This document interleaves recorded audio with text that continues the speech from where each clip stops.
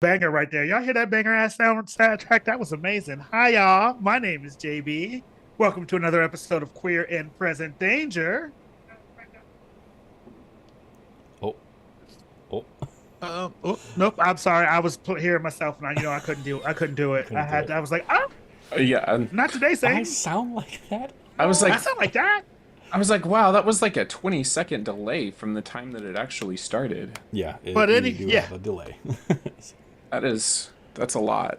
Hi, Mason. Anyway, hi, Mason. We're so happy to see you. We've already decided that when we become big and famous, you're going to be a mod.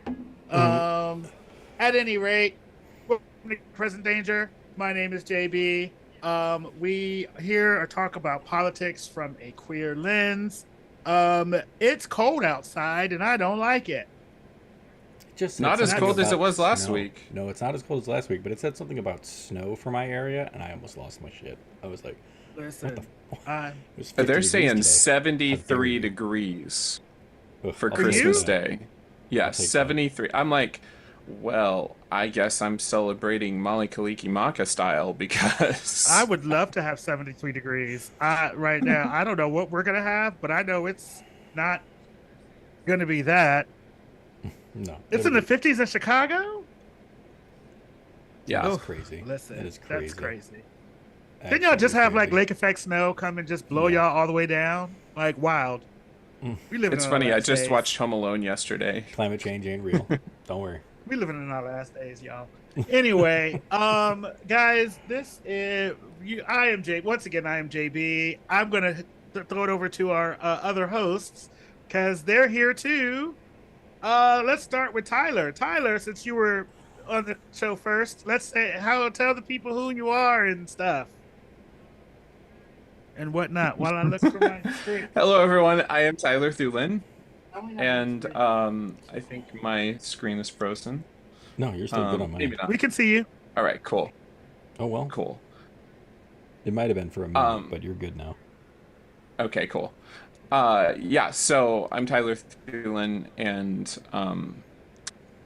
I'm one of the co-hosts of the show. In my free time, I sing and write poetry and music and stuff. And what about you, Tig? Hi, I'm Tig. Hi, everybody. I'm Tig Drayok. I use he, him pronouns. I am the tech guy. So when everything falls apart and it all goes to some black screen with us shouting at each other about it, just blame me. It's fine. But, I would prefer. well, it'll probably be my internet, which has been having a weird fit again for no reason because the You gotta get. We crap gotta do around something with here that is 10. terrible. AT&T That tin is can wireless you got. You got it, tin can wireless. the AT&T just got some problems. That's the simple truth of it all. AT&T is a travesty. That's Y'all don't disappointing. have fiber over there yet? We do have fiber, and I have like a 300 AT&T, megabyte yeah. up and down, but doesn't That change ain't things. fiber. That ain't fiber. You need gigabit internet like I got. I had gigabit internet, but we won't go into that Yeah, but because this is a public channel. Oh, yep. We won't talk about that. Okay. That's fair. But yeah, Um, I am a goofy political commentator on this thing, and generally just a guy who voices his opinion passionately when I feel like it. Listen, Mason, fiber has that same meaning at my age too. I completely understand what you're saying. I know. Ain't that the truth? Listen, And yes. you don't have to worry about it. You are very regular. Yeah, but it's done because I eat things like my Belvita crunchy cinnamon brown sugar that I'm currently eating. Because Oh, I love those things so much. I Those love are so good, That and and- the Oh my god, The how chocolate old are ones we are all so sounding good. right now? Like, let's just take a moment and realize we all just were like, oh, those Belvitas are so good. They're so good. With a nice hot. But with I a prefer nice to hot start my cup day of out. tea. What the? I prefer to start my day out with 2 scoops of Huel. First, wait, they're not paying us. Neither No, is they're Belvita, not. but they're not paying us. We giving out this free. We giving out When this they free come, advertising. when Huel pays us, we can talk about them. But until they pay us, And I don't know what to tell you. this is tea. I don't want anyone making comments about it. This is tea. Hey, I still get a referral bonus if people say that It that Tyler Thulin referred him. So, you know, it's a it win-win for looks me. it When you looks put that like money into the channel, we're all good. it looks like tea with a P though, Tig. TP? I don't know what that is. That's not a drink I drink. Uh-huh. Okay. So guys, like let's just jump into it because we have so much to talk about. There's so much. Did y'all see that man talking last night? No, that one No. we're saving. We were doing We're gonna Erica save that to first. the end. We're saving Okay. that to the end. We were doing Erica first. Oh well, good. All right. Well, then let's just get into it. Have you ever seen such crazy eyes? It's not even like the whole thing was crazy. Like, first of all, I don't know why Barry Weiss is on my television screen. I don't know why she's there. Desperately trying to pull them over to the right. Desperately trying to pull CBS to the right. Well, here's my problem: is she has the charisma of a grapefruit. Hence why the advertisers and the viewers all just ran away from that thing. Like, all the reviews, all of the statements about it were just like, this was terrible. Like, oh, how Because my pearls. It was bad. here's the deal: with a better, and I will say this, with a better host, they could have made Erika Kirk look like a sympathizing figure. It could have been, which is what their goal was. It's what their goal was. That might have been the goal. I still feel like it would have been it still would have felt like what it was, which was a grift. Like, if I'm Oh no, it was perfectly 100% a blunt. grift. Like, it was a grift. The grift was grifting. Like, but with a better host that was more kind of engaging, more because here's the deal: Erika Kirk is not engaging. She doesn't have she can't really bring you in, and it's not just that I disagree with everything that she says and everything that she is and all of those things. It's that, like, you had two people with very wooden personalities trying to have a conversation that literally none of us wanted. No. And, Like, yeah, and go ahead. The entire vibe from it was like, look at this poor widow, and to assuage any douchery. Yeah, no, it murder and political violence are something we absolutely do not support. But trying to then spin that the way that this feels like it was trying to be spun was gross and an abuse of that person's memory. Well, and I think about it like this. Like, there were so many things. I don't think, what is the best way to put this? I don't think that was an interview for the American public. Okay. Who? I That was a cover story. Yeah, I it think that was. This is it. I'm gonna put on my conspiracy theory hat. Okay. But there were a couple of things that happened in that interview that made me think that was not an interview for the American public to consume. That was an interview for Israel. I don't disagree with that. I honestly, I don't disagree with that. I feel like the focus definitely was not on people. It was on Right. the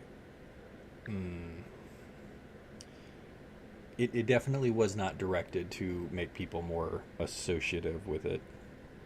Right. Like, because it wasn't, like, first of all, it was a attempt to rewrite who Charlie Kirk was. Oh yeah, like the one of the quotes, and I looked up a few that I wanted to address, and I'm jumping in just because that fits perfectly. No, go ahead.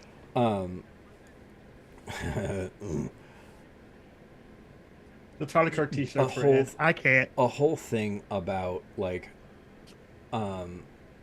he wanted to go and debate people, and he wanted to debate people of different political beliefs and backgrounds, had them come to the front of the line, and I'll put my mic down. Tell me why you believe that That's interesting. I never thought of that. But have you thought of this? That's never what he did. That's Anyone never who what he ever did. watched one of his things, he used straw man arguments.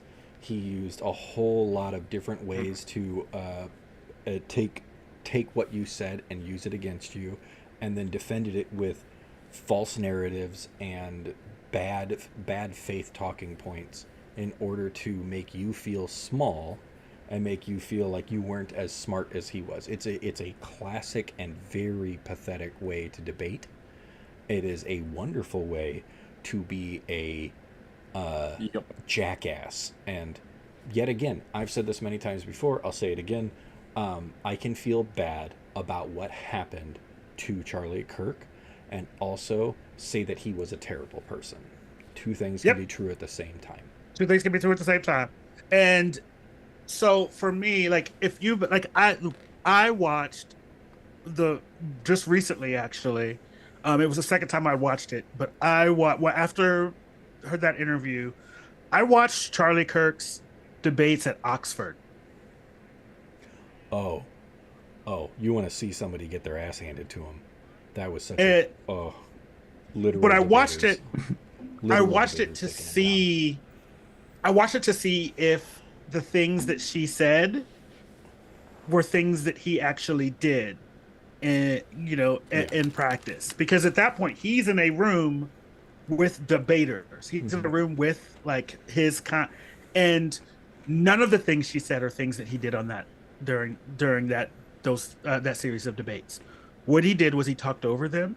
He made, like you said, made straw mans of their arguments. He argued things that they weren't even talking about, and he didn't listen to anything that anyone said. He was searching for the gotcha the entire time. Like every time he was searching for the gotcha. Yeah. And to me, I watch a lot of debate shows. I watch a lot of debate content. If you were to look at my YouTube, you will see. We hear it. Yeah. If you look at my YouTube, I watch a lot of debate content. And one of the things for me that it is, how does this person deliver and communicate their ideas? Can this person, if I'm walking into this with an open mind, which of these people do I feel has the better argument? And watching Charlie Kirk, those debates at Oxford, Charlie Kirk didn't go there to have a better argument. He was fishing He was for there. gotchas. He was fishing for gotchas. Yeah, And so clips, things that he could use. and so he also got punched in that treehouse when he was in Step I Brothers. liked that you referenced that Oxford debate was his Waterloo, Mason. Fucking first off, chef's kiss for the historical point, but also absolutely, like that was his attempt to try to expand and build and make himself into more of a debate person versus a gotcha guy, and he got his ass handed to him. He got his ass handed to him. It wasn't like, let me hold them off long enough. Like everyone who knows who he was trying to not say that he was just waiting for those gotcha moments, which he was.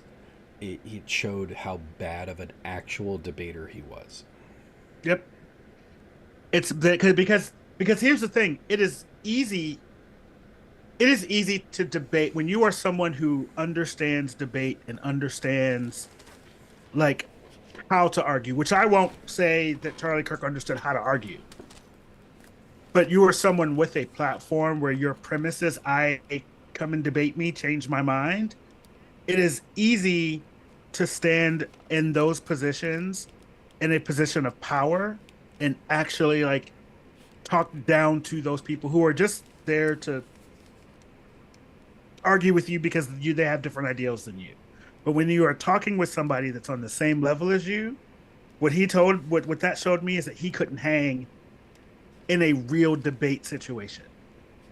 And so to me, like when I look at stuff like that, when I saw that Dean Withers was going to debate him a couple weeks after, I can't read what that says. Charlie Kirk that Charlie Kirk was a bad debater changed my mind. Just gonna sit with this while we're having this discussion, sipping my tea. But when, when I'm, so to hear Erika Kirk have this conversation and try to whitewash the narrative and whitewash the things that he said, the things he said about queer people, the same things he said about people of color, the things he said about Black women in particular, and try to paint him as this person who cared about everyone. Was offensive to me because, like, go ahead. And like another quote was, Charlie didn't care what skin color you were. He didn't care what religion you were. He loved excellence.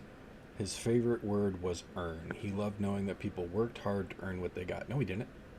He absolutely talked down about immigrants all the time. And you want to see the hardest working people in this country? Immigrants. They don't get any of the. And no, this is not up for debate. We get the this job is a done. fact. Yeah. It was not. This is not up for debate, nor will I accept debate on this. Immigrants do not receive federal resources.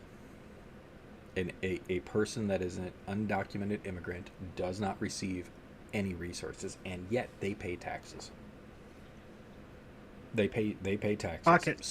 Pocket twice. You cannot tell me that they did not help this country. And assuming that they were all terrible people because some political commentary tries to claim that is just pathetic. And Erika Kirk, no matter how she or Barry Weiss or any of these people try to spin that, won't ever relieve that point. It is, and I just realized if you say it fast, that sounds like Barry Weiss, which is a fantastic beer. But anyway, ADHD is a thing. Like where that ADHD just did? Yeah. It just kicks the door in every now and then. That Tasmanian devil. And yeah, Mason, that's the best way to say it is he wasn't prejudiced. He hated everybody. I won't even say he hated everybody. I will say that he thought he was better. No, I will say he's prejudiced.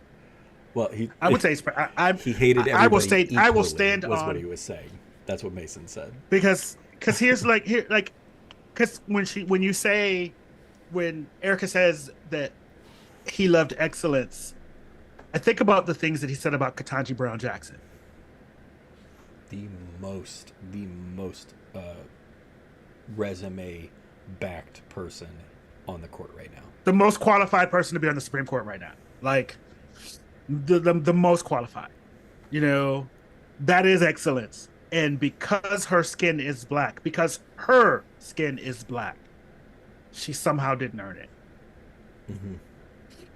And to me, like, that is who Charlie Kirk was. And this person that you are trying to portray as this loving father, I don't give a fuck about any of that. I don't care. You know what I mean? Like, what I care about is what did you put out into the world for us to consume? And what you put out in the world for us to consume was division and hate. Yeah. And the fact that, like I said, that was literally that was a puff piece that was there for, us. She was puffing something to see the softer side. Vance wasn't there. Of You can't Erika. say that. I'm sorry.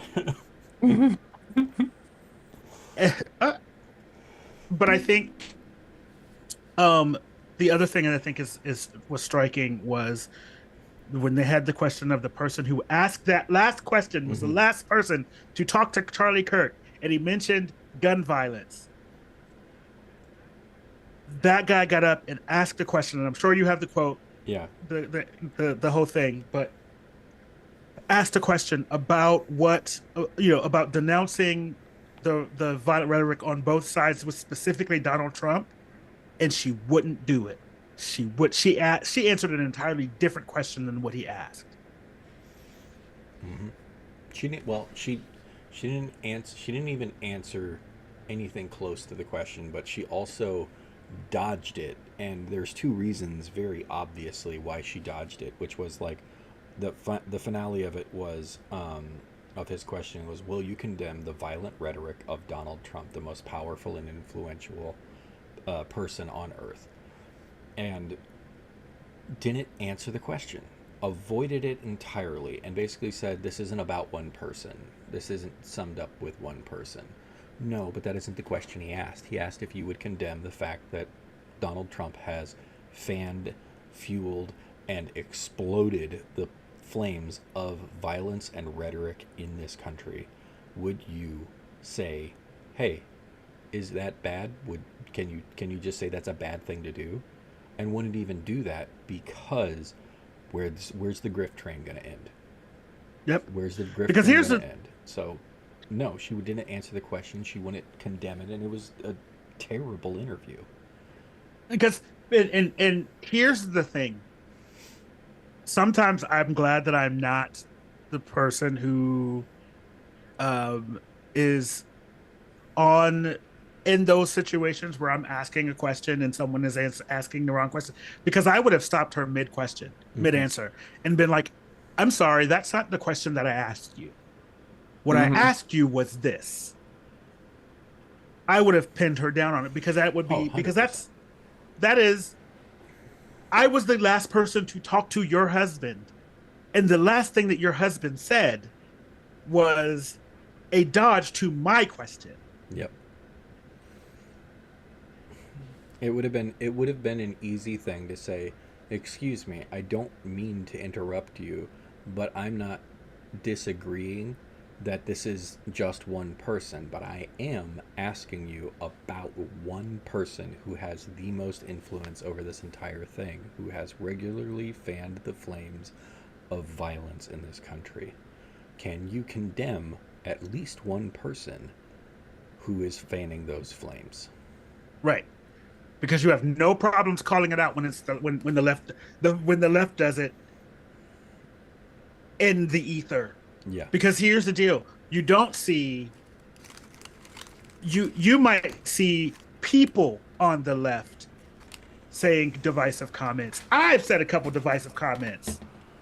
But what you don't see are people who are elected into government on the left say things or champion violence or be dance on the grave of people who are on the right. Like, you don't see that. Now it doesn't happen. Now here's my quick jump in, because I remembered what we wanted to add in, but we didn't add it into the stuff we were going to cover tonight. But this is a great mini segue into it.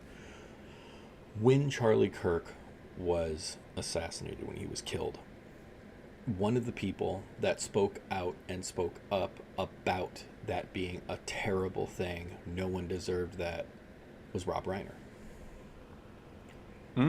He actually made a bunch of public posts, made a bunch of statements about how terrible that was and how much he grieved for the family and for everyone who was there who had to witness that. However, for those that have lived under a rock for the last few days, Rob Reiner himself was murdered in his own home.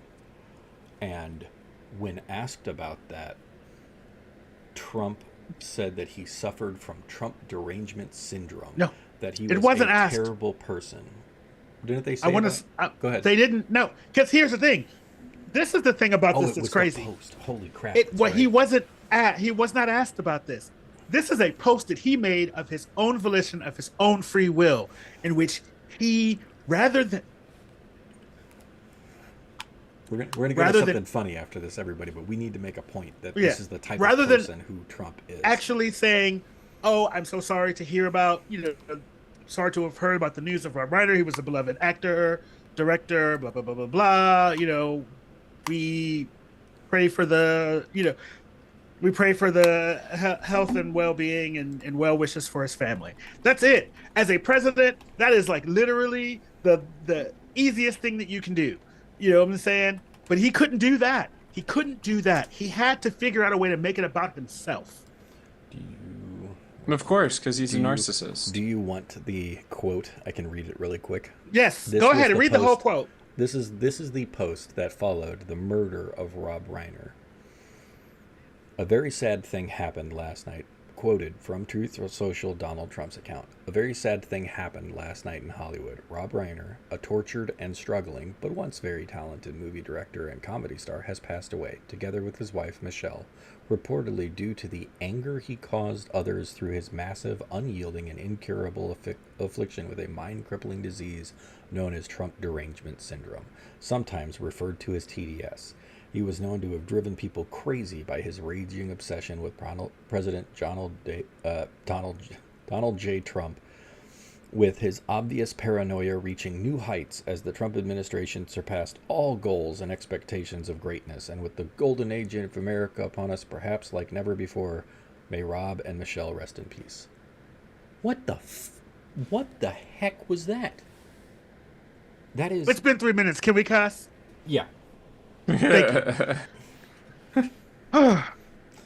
Jesus. We're working, for those that are unaware, YouTube's algorithm doesn't like it when you curse, and they'll flag things which will make it not show up for other people in the algorithm. So we've kind of tried to make it where we won't start cursing and saying, you know, fuck Donald Trump before about 3 minutes. But we made it almost 20, so good for us. Been like, ooh. Yeah, no, I just absolutely he can rot in a little hole. Can we sidebar for a second though? Like, okay, because we're this about was to move originally on to the next one. Right, because this was originally going to be my call to the pulpit, but while we're here on Donald Trump's foolishness and fuckery, can we talk about the plaques? Oh God, yeah. Feel free. No, we've got other stuff to talk to. Save that for the pulpit. I know exactly what you're talking about. Fully on board, but save it for the pulpit. Okay. Hi, welcome. Come on in. Hey, boo boo. Hello. Okay, so with that, and we could honestly talk about just that interview by itself, but that wasn't the only thing that happened. It wasn't. There was also this fantastic article done over the last however many months, and just chef's kiss to Vanity Fair. The Vanity Fair article, from the interviews with Susie Wiles to the photos, mugshots, depressing new meme moments, all came out. And it is amazing. It is unbelievable how. Can we start with the photos? We start with the photos. We got a little serious. We have to start with the photos because here's ridiculous. Here's the thing. We don't have them here for y'all because we weren't doing all that. Unless you do have them and we don't know about it. Just start talking. I'll have them here in a minute. Okay. If you look at Caroline Leavitt's photo, you can see where the lip fillers are injected into her lips. You can see the needle marks where they put them in her lips. When do you know that woman is 28 years old? What? Yeah, 28 years old. 28 years old. That woman is 28 years old. Like, that's what hate ages you. I thought that was just how long she's been programmed. No, she is. That was okay. That was solid. That was well done. She is 28 years old, and the fact that this is gonna be a rough edit. Like, but whoever did these photos needs a gold star, because it really, like, Marco Rubio looks like mea culpa. Keep talking, but for everyone who's about to see live on camera me editing something in, just go with it. I have to show these things because it's so good. That's fine. Do what you got to do. Do the work. Marco Rubio's picture looks like the little lost orphan who doesn't know where he is. It's really sad and upsetting to me to see it, because, like, this is what happens when you sell your soul. Like, Jesus, it was already fit too perfectly, and it scared me. I'll be perfectly blunt. It popped up, and I had a moment of, oh Jesus. It's when Marco Rubio or look at the lips. Look at them lips. Look, you can see. If you look at the lips, you can see the individual places where the needle goes into the lips to inject. I apologize. I apologize for the jump scare that probably hit everybody at the same time. My bad. Like There. the lips, like, and like those are not. And here's the deal: like someone said that anybody with a whose face is like taking a photo of the face that close up is gonna look bad. Maybe Not that bad. not that bad. Not that bad. Not that bad. Like, not that bad. You can see like the orange on the top of her nose. Like, all of this. And like I said, this is Yeah, that does look while like we're doing herpes it. too. It does. It do look like herpes, but it's not. It's the like lip injecting filler in there. 28 years old. Nothing about this face says 28. And look at them crow's feet. Look at Listen, look at those aren't every crow's feet. piece Those are of crow's this. legs. No, that face says 58. Yep. This is the first photo, and I've got them all here. This is literally Vanity Fair's page on Instagram that has them all. So we're gonna quickly go through them. We can't waste all the time on it, but this is also fantastic humor. Let's just go for it. So Let's go through it. Let's do it. We got a lot of things that are funny coming up. We have Caroline Levitt's lips of doom look like you can see where they stabbed with needles is messy. No, it doesn't look like it. It is. You can see where they stab with the needles. So we've got that to kick it off, which, like I said, my bad. Sorry, everybody. It was one of those moments of like, oh, I got it to load. Here's your shock value moment. My bad. Next one, though. This one I loved. Do you know why? Caroline Levitt, when they post the images up there on the stage, standing behind the podium, is trying to be shown in this like powerful, strong attitude. Look how tiny this fucking bitch is. Yeah, she's tiny as fuck. Look at like, how if like, you don't sad sit and your small she is. you just Scrappy Doo. Her head. Scrappy Doo. Her head rests on that mantle. Scrappy Doo. Scrappy Doo. It rests on that mantle in heels. In heels. We got Scrappy Doo. Like- You're over right. here. But Like I don't she in know- blood red. And she's dressed in a power suit from the Handmaid's Tale. Nice. Nice. I like it. I didn't even make that reference until then. Nice. And what's this beach towel flag they got draped over this chair? Listen. That's Mar-a-Lago's finest. That is something you see in a tacky Florida home. Yep. A tacky Florida home. I really know is. it when I see it. It really is. All right. I don't know which ones are next, so we're gonna all experience this together. That's all I can say because I don't have a way to do this. Okay, just going past the mouthpiece. Look at this. Look at this motherfucking comb over. You know who this reminds me of? Anybody remember Fifth Element? It's gonna pop up for y'all. But anybody remember Fifth Element? Yes. Oh my God. Who is that? I was Who gonna say, is that? Dan Scavino. That's Dan Scavino?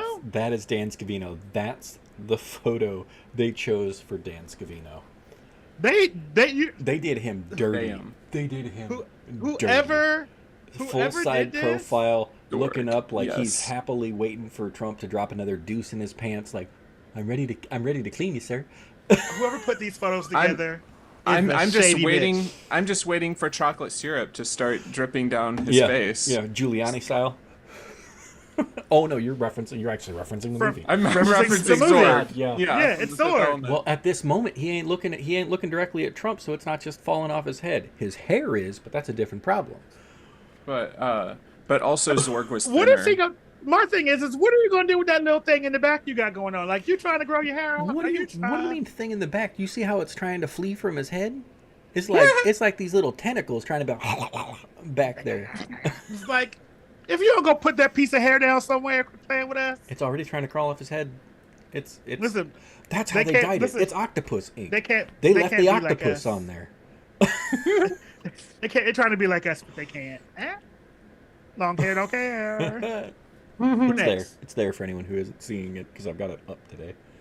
All right, next up we have the most shocked man in the moon, James Blair, Deputy Chief of Staff for Legislative, Political, and Public Affairs. Look at this man. He looks like someone like he just heard Trump fart from the other room. Bulldog. It's like, oh, he pooped. 36? Go back. He At looks 36? confused. No, that's how many years he's been. Oh, Oh I no, was he like is. that. No, he is. That's a 36-year-old man. No way. There's no way. 36-year-old White House Deputy Chief of I Staff. promise you, the hate ages you. How is that a 36-year-old man? Good God. I didn't even think about that. Does it have how That old man- Scavino is? No, I had to go back. I had to find out. Good Yeah, God. go back. Find out how old. Does it have Scavino's It age doesn't on have, there? it does not have Scavino's age. It does Again, have him referenced as a former Vanity's- golf club manager and teenager, toted the president's clubs. He looks I Vanity think they Fair- found. I think they got these stats from their grinder profiles. Like, they're no way in hell he's 36 years old. This is how y'all know Vanity Fair is a bunch of shady bitches. Because here's the deal: they didn't tell you how old Dan Scavino is, but they made sure they let us know this man was 36 years old. There ain't no way in hell he's supposed to be 36. That man looks like he is 52 if a day. Mm-hmm. It's a mess. Give me 2 seconds. I want to pull up. Mason said that's a look of someone concerned about fiber. Listen, he got to get that Belvita. No, no. He need that Belvita. He is concerned about fiber. But what he's concerned about is the fact that Trump just shit his pants again. That's the look of, I can smell him from here. You rude for that. Okay, I'm gonna go to the next one, but give me 2 seconds. Go to the next one. Yeah. Okay. Like, just you got to remember, we're on. seeing it differently than you are, so. Oh Lord. But no, like. I will he say looks- I do like that photo though. No, it's a This good isn't all of photo. them. This isn't all the Because I photos. love the reflection of him in the desk. It's a really nice touch. It's a great composition of the photo. great composition. Oh my. I actually don't know which one that is. I don't know, but you can see he got the pussy neck. Skinhead like, number 3. That's who that is. He got the pussy neck. He got the pussy neck like Donald Trump did. I'm looking for We don't know who this is. one. I don't know her. specific thing. Sorry Like, to the. where's my wig? In the words of Kiki Palmer, sorry to this man. Okay, give me 2 seconds. I'm trying to pull up and see if I've got the. Nunt. Is that his name? His name is Nunt. It might be. He looks like a nunt. It might He be. not got no hair. I'm gonna try to get one other one. Are you looking for the one of Stephen Miller looking like Gollum? Hold on. Because That's the not Vanity it? Fair post is no, that's not Stephen Miller. Which even though that does make sense, but neck can't nut. He got a nut. He ain't got no neck. No, he got extra neck. He got enough neck for two. Oh, I just got that realized what turkey. you meant. Mason. Mason. okay. Wow. I'm Where here did for go? it though. Where did it go? Hold on. I've got a couple things open. You'll have to this is fill me in happening on the later. fly. Give me just a moment. There's the Replace- coming up in a replace minute. the This N is with the a next C. one.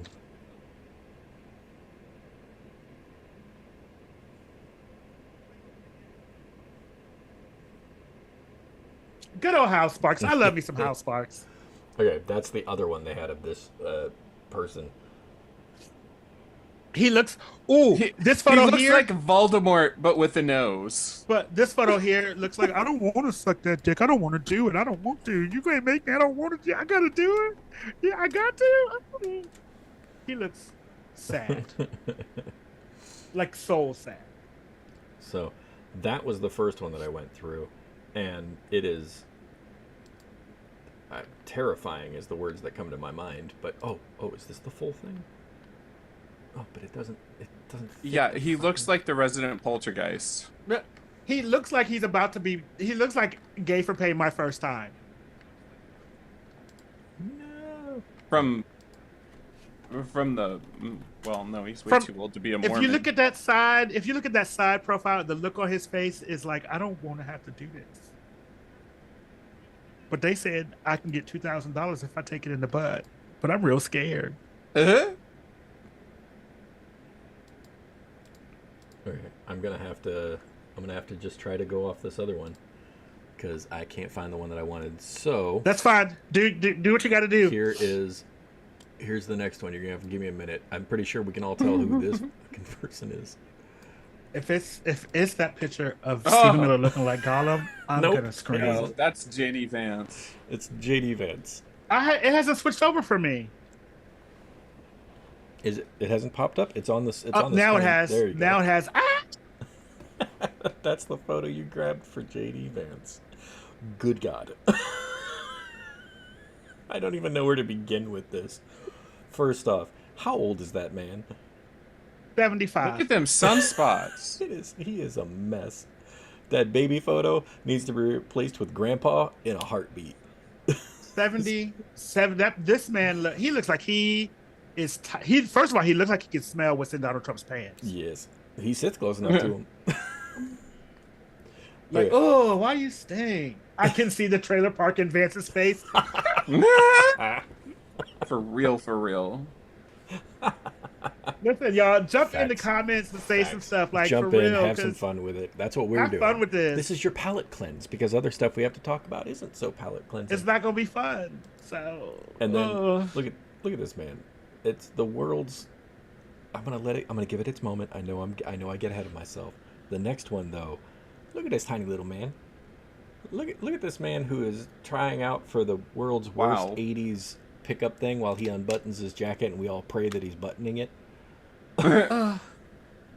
he's Look at how small he is next to that flag. This like composition of these photos. You guys were giving it some credit with that table. Sure, the table wasn't terrible, but almost every photo is like this in this entire thing. Every single one of them has this level of like, I'm gonna make you look small. I'm gonna make you look pathetic.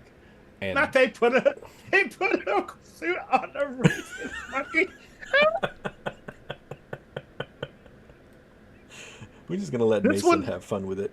This one looks like, for me, this one looks like I see that couch and I want it. And we can do this the easy way or the hard way. I'm gonna absolutely steal this, but it was absolutely a perfect way. It was a perfect way to put this. I think it was from Colbert. I don't even care. It's worth repeating. I'm gonna give it a moment. I don't want to jump ahead of myself. I want you all to see the photo. There it is. This is the image the couch cushion sees. This is the image between the couch cushions. And I was like, oh shit.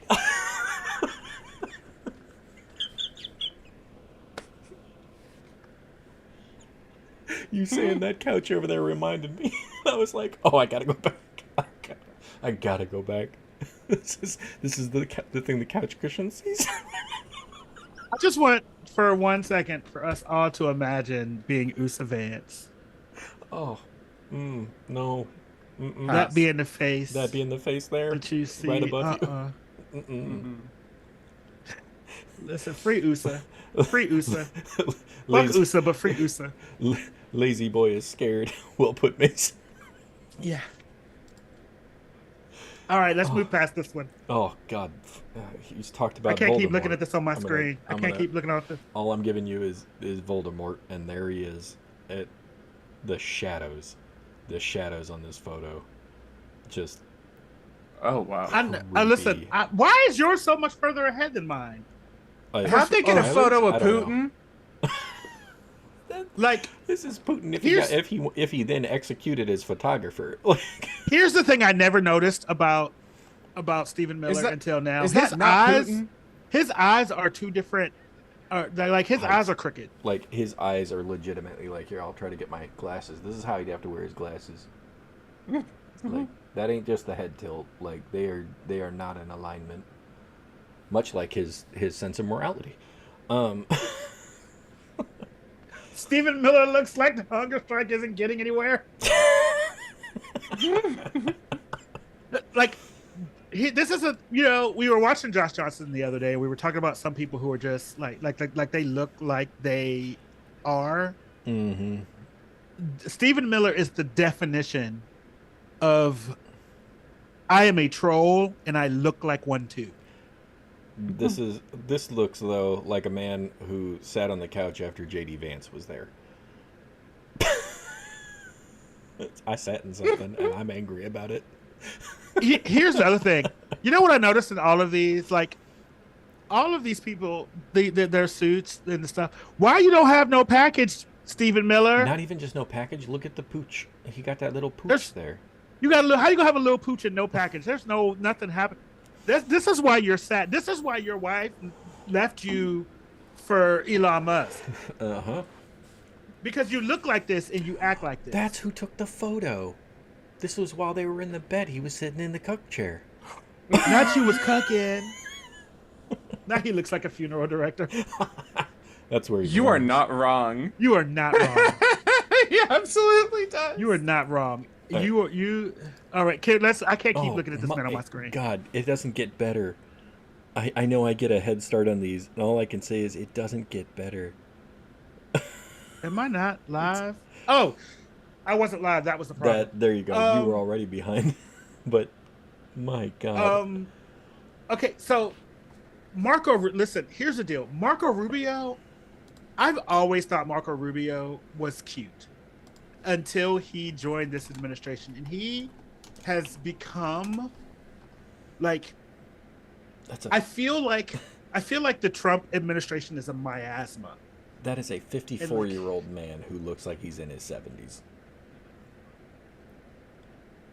Yeah. He don't look like he was. He don't look the same as he did when he was partying in them gay bars. No, he does not. He looked way better in drag. He did. All right, I'm so sorry, Marco. His photo, though, his next photo that'll pop up in just a second, absolutely, I want to be like my boss. Why did they do him like this? What is he looking at? I love lamp. Why is he looking at the lamp like that? It's the only source of light left in my life. This is the only source of light left in my life. I love lamp. Why do they do that? That's rude. Like this picture, all the other pictures were funny rude. This is just rude. This one is just rude. Small little man staring at. Because you can tell he's also like 5'8".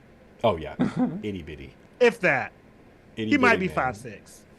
Itty bitty man staring at a lamp, sad and depressed. Okay, we already did Levitt, so you're gonna see me flash past a couple. I think he was practicing his speech. Whatever the hell this one is, I'm pausing for a moment and it'll pop up. That's their West Wing photo. Oh, this is the West God. Wing. Not even close. There's the rest of them. Oh, it's the sad wing. This is the South Wing. Oh my! No package. No God. package. Why do you have I'm sorry no for the jump package? scare. I'm sorry for the jump scare. I'm sorry for the jump scare. Listen, Dolores Umbridge.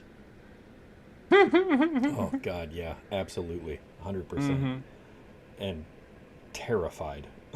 He said, But here's what? the thing.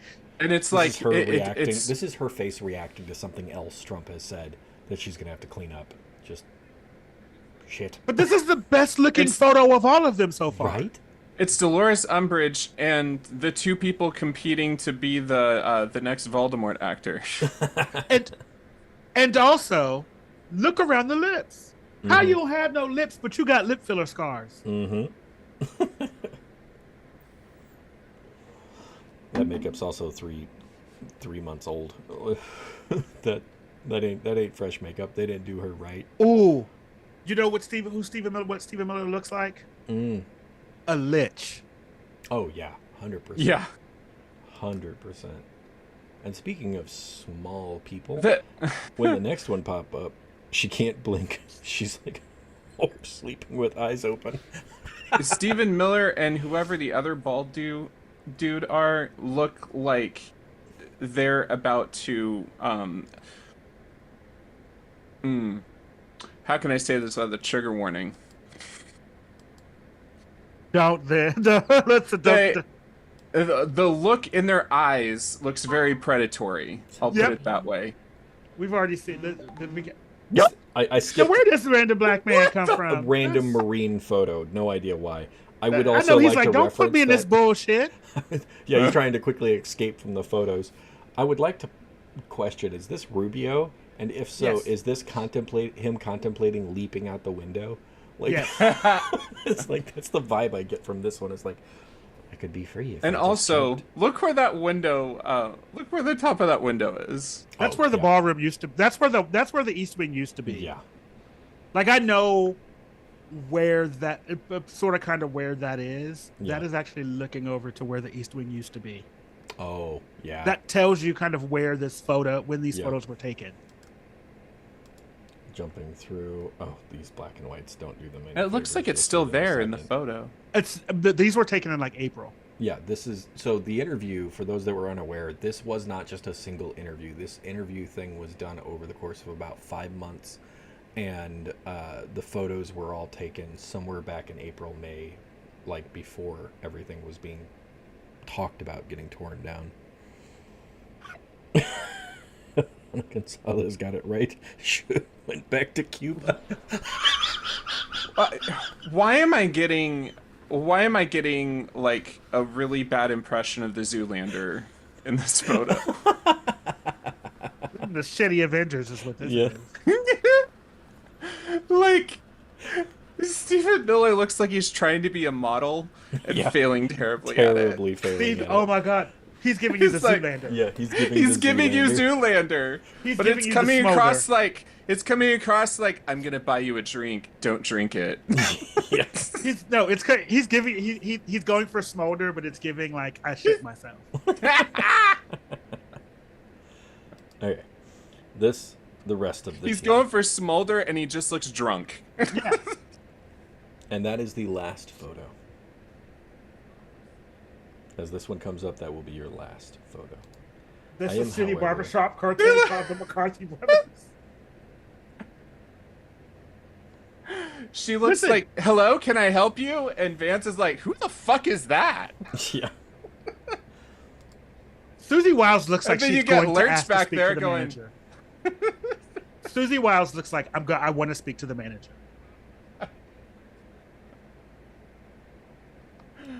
You know, Carolina Vet ain't got that cross on her neck right now. Mm-hmm. That's the first time you'll see her with that cross on. I'm trying. All to right, we can- quickly okay. See. Go So ahead. let's get we'll into- go back to our. Well, yeah, other come on. thing. Let's get There into we because go. you know we didn't take too long on this. Yeah, Let's That- get into what was that in is the actual. that is definitely Vanity Fair Lurch piece. in that photo. Yeah.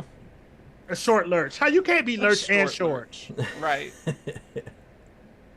Oh, Out here okay. shaped like Hold on. like a 4x4. I did find the one thing that I wanted to bring up and use to show that this was essentially just a fucking hit piece for Vanity Fair, and then we'll go into the actual thing, and especially those photos, because some people might claim, you know, well, it could have just been bad. It could have just been bad photos. It could have been, it could have been, you know, insert fucking reason.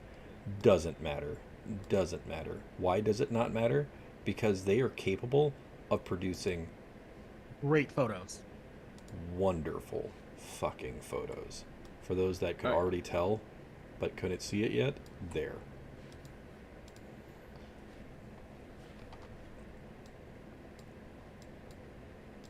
That picture of Michelle Obama, beautiful. Absolute Beautiful. elegance. Absolute elegance. The framing on this, I'm going to expand it so you get the entire effect. This was the photo. Beautiful photos. The composition on this photo is beautiful. Everything about this photo is amazing. Like they know how to work with people who look good. This That's the is thing. When Vanity you Fair. give them shitty canvases, They're going to give you shitty work. you can't polish a turd. Uh-huh. You know what I'm saying? And that Hey, is- but you know what? I want to say Vanity Fair did a they did do a piece with a bunch of with unhoused individuals, and those photos looked incredible. Yeah. Vanity Like, Fair and- is a fantastic magazine, art piece, whatever you want to call it, and is amazing. But they looked at this group of individuals and were like, all right, everybody, Like- we're going for Gollum. Go. Well, here's but I also think also not necessarily when you read like the article doesn't come out until the 20th of January, but we've got it and stuff on it early. Yeah. And we kind of know what's in the article based on like reporting and things like that. And Yep. but looking at the photos, and kind of looking at kind of what you normally would see from Vanity Fair and why it's so, because this looks like somebody, like in my personal opinion, those photos look like just someone who just got out of photography school or just enrolled in photography school. Like the compositions are bad, the lighting isn't great, like all of these things, and I'm wondering if their idea was a raw look at like who these people are, and that was kind of the way it was sold to them, as like this is them unfiltered and raw and all that, because like literally the fact that we could see, I'm never going to get over the fact that we can see the filler marks on Carolyn Yvette's face. Like See, that's I disagree about your take about it being, you know, an amateur photographer, whatever, because these are beautifully composed. They were intentionally terrible. Yeah. Which shows another level of diabolic mastery when it comes to photography. The little background, because you brought it up, I want to make the point. Like, the background of the photos was done by Christopher Anderson. Christopher Anderson's famous for doing untouched, unretouched, tight photos of his subjects. He does it to show the realities, the realness, and will like just give you, this is what they actually look like kind of feeling. Beetlejuice. Yeah. 7 years ago, my parents were eaten by pygmy cannibals, and I've never forgotten it. What the fuck? We got our first random. Well, hello, Tarot Destroyer. I'm not sure what that's about, but I'm clue. sure one of those people in them photos we just looked at, this might be one of them pygmy cannibals you Okay, ate. so hold on. That's a good point. As a note, Tarot, if any of those triggered this memory, I'm very sorry. I'm sorry that happened to you. I'm sorry those were triggering moments for you. And I say that in jest, but also, like, they were terrifying. They're terrifying photos. But, like, when you get into the actual... Mm-hmm. I don't even know what this is, and I'm not going to keep going into it. I'm trying to read the comments. We try to, like, talk back and make sure we talk to y'all and get stuff in. The tarot card reader told my cousin to love himself, and now he's banned from Burger King for life. Wild. Amazing. I don't know what's happening non sequitur. It's a thing. We're just gonna We're gonna go back. We're just gonna let it ride. Thank you for that. Thank you for the engagement. One of we the appreciate things, it, but wild. Yeah, one of the things that actually was talked about in the article was how very little Susie Wiles cares for Elon Musk, Trump, and Pam Bondi. The thing with Bondi and JD Vance. Oh, and JD Vance, he was in there, yeah. Literally made the point that Bondi just fucked the whole binder release of the Epstein files, which, yes, everybody in the fucking country agreed with you. So when Susie Wiles said that she didn't have them damn binders on her desk, yeah, it is absolutely ridiculous. There is no client list. It sure as hell wasn't on her desk. That shit was funny to me. Yep. The other thing when she's talking about like JD Vance being an opportunist, mm-hmm. and like she made that, she like, in the way that she kind of phrased it was like Marco Rubio, like, wasn't like he had to get there, meaning like he had to do soul searching and really kind of like figure out what his place was and if this was a part of thing he really wanted to be a part of, all of those things, which is wild to me in and of itself, because like I look at someone like Marco Rubio as an opportunist. I mean, he's a Latino Republican, so I mean he's Cuban, but it's still wow. I don't know if that counts. We're not gonna go there. You know what I'm saying? But like, there was like this idea that like he really kind of had to weigh the options and search his soul and all of those things. Where like when she talks about JD Vance and she's like, he's kind of an opportunist. Like she basically was like, he jumped on board. Like, you know what I mean? Like, and to me, like for someone like me who looks at that and like sees what this administration is doing and kind of remembers how JD Vance talked about Donald Trump and Marco Rubio, for that matter, to Mm-hmm. see how they've flipped and become loyalists so quickly. And with JD Vance, it was like you can't even ask him about those things before his comments before. Yeah. It's almost like in his mind those things don't exist because I don't think he's bought in as much as he wants us to think he's bought in.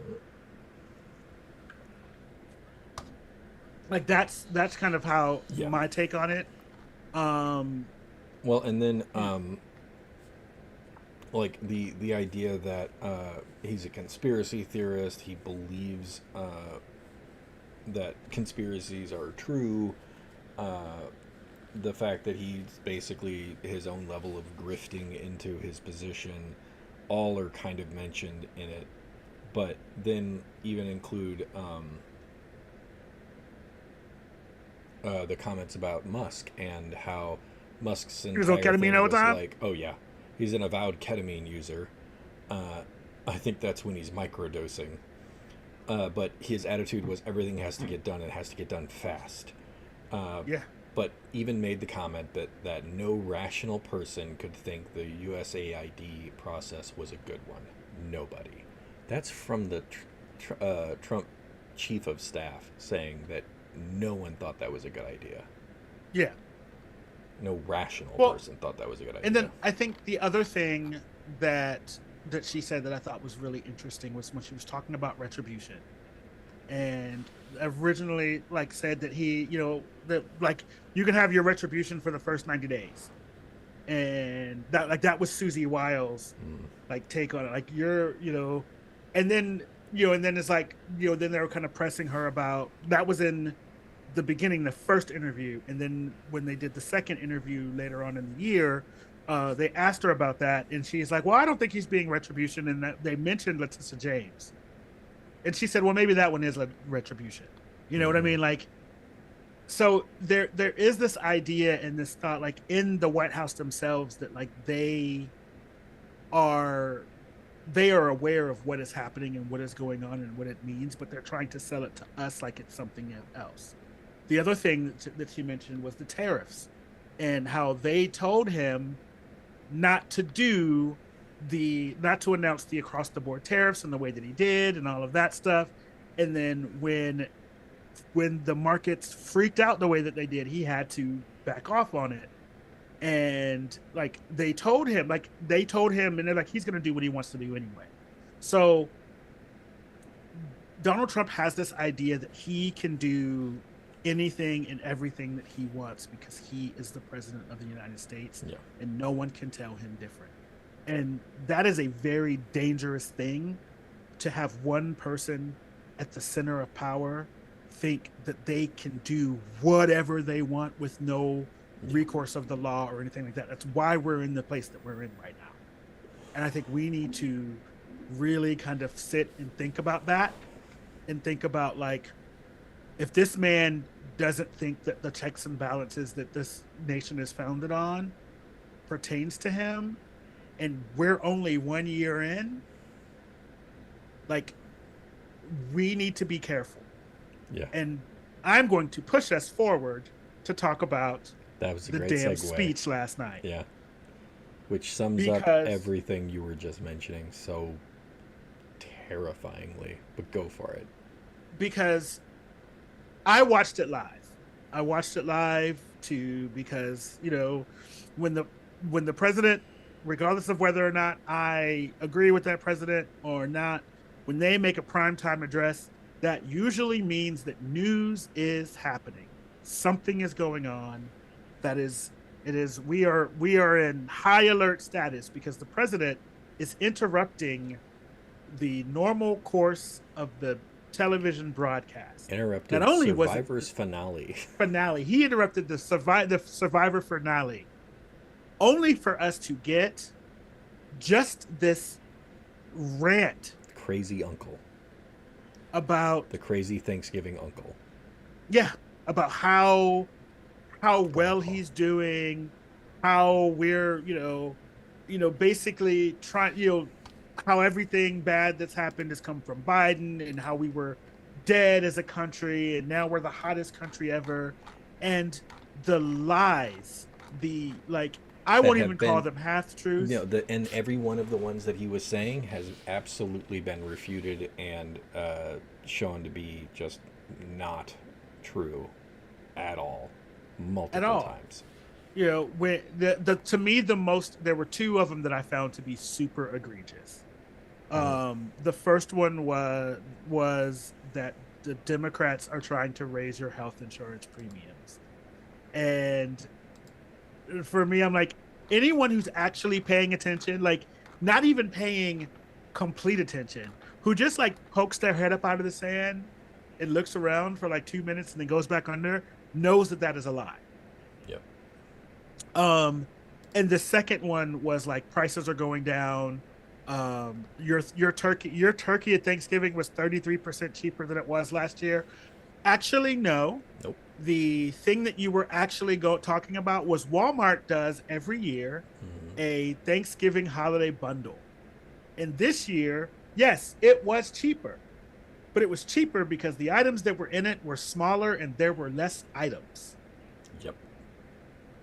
And so, he said that, inflation was 9% when he entered office in 2020, in January. That's not true. It was at 3%. Um, so the inflation has not cooled down, has cooled slightly. I will give you slightly, just the normal course of the way inflation runs, slightly.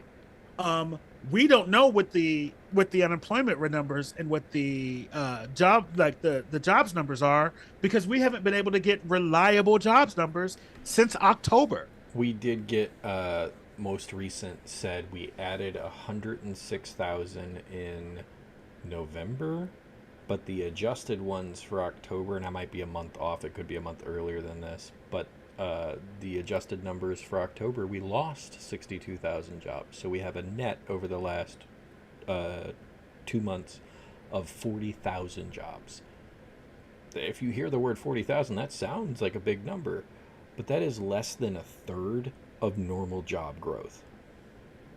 Not only that, but usually November, and you also have to think that this Seasonal. November is when seasonal Yeah. jobs happen. And so that number should have been way higher than what it is now. And the unemployment rate, I think I saw today, is 4.8%, which is the highest it's been since COVID. Yep. So we are When moving yeah, into, they were also hiding the unemployment numbers, Yep. no, they much weren't. like they were hiding COVID They were like, statistics. the In the first unemployment in the the in the unemployment was first high as shit. No, no. Yeah, but in the first term they were downplaying a lot of stuff. Oh, well, yeah. Yeah. I was like, the unemployment numbers was high as giraffe pussy. Yeah, Oh, they but were, yeah, They but it wasn't were, being but they were reported doing like their it best should've. to not talk about it. They were trying to avoid But that. Because they were just furloughed. So here's the thing and I part of me, I'm gonna wrap this, and I'm gonna let you guys talk for a little bit, but I want to wrap this in a little bow for myself. When we think about the the speech that was given yesterday, which was all about him, was all about the things that Me, I've me, done me. this, I've done this, me, me, me, me, me. When you think about the uh the what did we talk about before? Oh, the Rob Reiner, me, Mhm. me, me, me, me. And then we hadn't talked about it. We're going to talk about it later, but we talk about the plaques that he put under all of the presidents in the Hall of Presidents. Oh, It is all about making himself Yeah. look good and making other people look terrible. And the way that I am looking at this is exactly what a dictator does. Mhm. This is what a dictator does. We actually have a dictator in the White House right now. Mhm. He's attempting to rewrite how people view things to fit his image and his idea, including literally trying to change how people view the past in order to do that, which this man will not let go of Biden. Biden. Because if I think He has nothing feels else. like, well, yeah, I feel like if he thinks that he can just convince enough people that Biden ruined everything and that he's better than Biden. Just as a quick note, Biden made some really great things, like big things happened while Biden was in office, like the CHIPS Act and so forth. But anything positive has been very quickly undone by Trump. And then he's doing oh, look at how terrible this was, that, this stuff that Biden did. You canceled the thing that Biden did and then threw in a half-assed measure that you say you signed into an executive order. For those that are unaware, don't worry. An entire thing about executive orders is coming from me for the channel. I'm going to go way into that. So I'll go into it in its own little segment rather than one of our lives. But executive orders aren't laws. They just aren't. They are not laws because the president cannot enact a law. I don't care what an executive order says. No executive order, unless it beats the judicial system and has precedence due to judicial review, has any actual reliability as a law. There is no way for it to be considered the law of the land. That's for every single one that he's ever signed, which he has. He started talking about how other people have done so many executive orders. I can look at the numbers. I don't think there's been a president in the United States history who has created as many executive orders as he has. And if there is, it just in the first year of this term. And if there is, he's working his way to go well past that because he is trying to change the public opinion further to the idea that an executive order is law. It isn't. The only people who have that ability is Congress. Mm-hmm. That's the only people who can change the laws of the land because we, as our different parts, all elected through the unbelievably crappy system that is the Electoral College. And don't worry, I have another entire series coming out about that because I'm so tired of the Electoral College, but I'm going to get segued. But yeah. That's not segue. We got 30 more minutes to get through like 3 different things. Yeah, so essentially what it boils down to is his address did nothing. It said nothing. It was an old man in a festive atmosphere who was more of a Grinch, and I don't mean the redemption arc Grinch that we see nowadays, but the original, like, I'm a shitty person Grinch. Than anything else. He stole all of the joy of the season and crammed it into how much can I make myself seem like a great person while being an absolute piece of trash to everyone. And because we're queer and present danger, I think that's a decent segue to talk about the fact that he yet again called out the trans community. And that's the reason why all of this crap boils into people are getting to see the raw grift and BS that exists in so much that this administration is, and understanding that it is regularly attacked by this administration against the LGBT community and the POC community. It is something that we have to pay attention because the more that he is allowed to just say this stuff with no feedback from the populace, it's just building a case for this as the new norm. We have to say stuff. And our Cuban brothers and sisters should know quite a bit about that with Fidel Castro. Yeah. And I'm going to segue again. I'm going to make an executive decision looking at the time and cut the next 2. We'll do them for the next one, or we can do them as separate things. I'm sorry, Tig.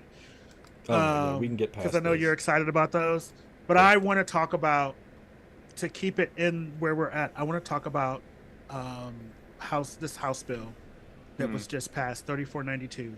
I actually pulled it up on my phone so that we can talk about it. I have lots and lots and lots of things to say. This is called, rudely enough, this is called the Protect Children's Innocence Act. And yeah, insane irony. Yep. Irony. The irony.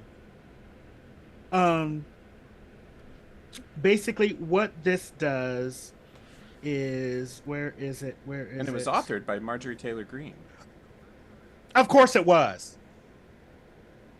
Gollum ass bitch. Yeah, you can tell by how shitty it's written. Mm-hmm.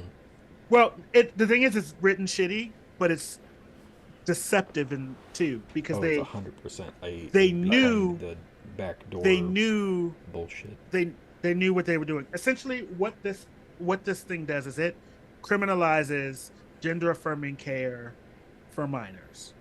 And It classifies it as genetic manipulate as genital manipulation, genital mutilation, mutilation, and that includes puberty blockers. That includes cross-sex hormones. It includes which it refers to as chemical castration. Chemical castration. Yep. It includes top and bottom surgery, all of that stuff. It includes all of that for minors. Now that wasn't in Crown. Here's what's insidious about it, because they knew that people were going to say that that young boys, if they start to develop breasts, if they get gynecomastia, they would want to have surgery to get rid of that breast tissue. Also, young women who do have small breasts or their breasts are not developing, they can get boob jobs. That's not considered genital manipulation, because it only matters if you it's only genital mutilation if you are having those surgeries or doing those things to be a gender that you were not assigned at birth. They made it clear in the bill that that's what it was about. Here, there's this idea, and this is, I want to do a full video about this. I'm not trans. Nobody here on here is trans. I'm non-binary, but like, we'll have that conversation another day. In order for you to be considered as a minor, to be considered for any gender affirming care that involves cross-sex hormones, puberty blockers,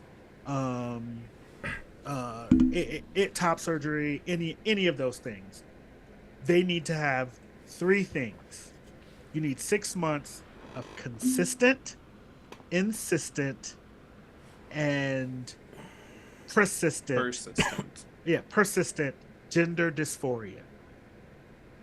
It requires that you talk to not only a doctor, but a psychologist and a therapist, a psychiatrist, and a medical doctor that you have to go through, and it is a process that can take years.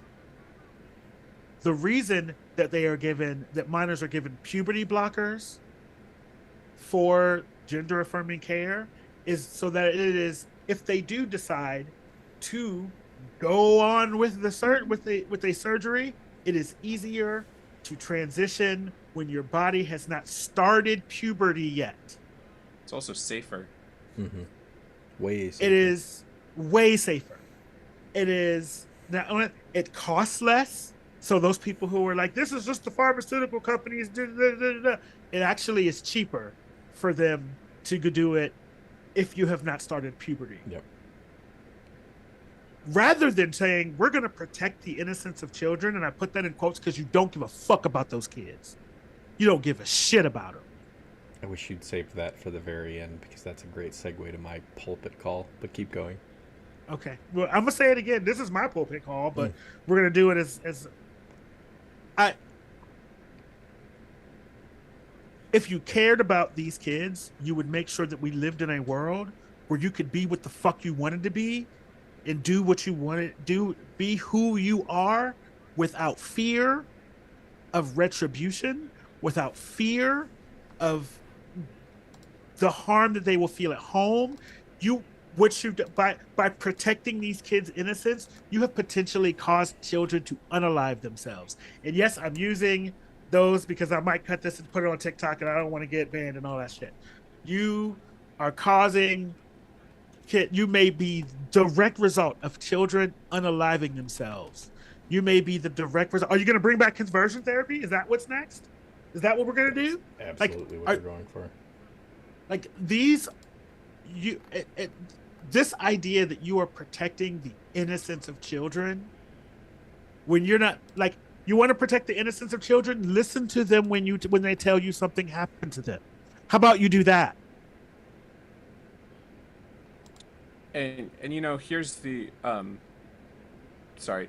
Here's the other point to that is we're talking about a population that is roughly about like 1 to 2%. 2%. 2% of the entire population.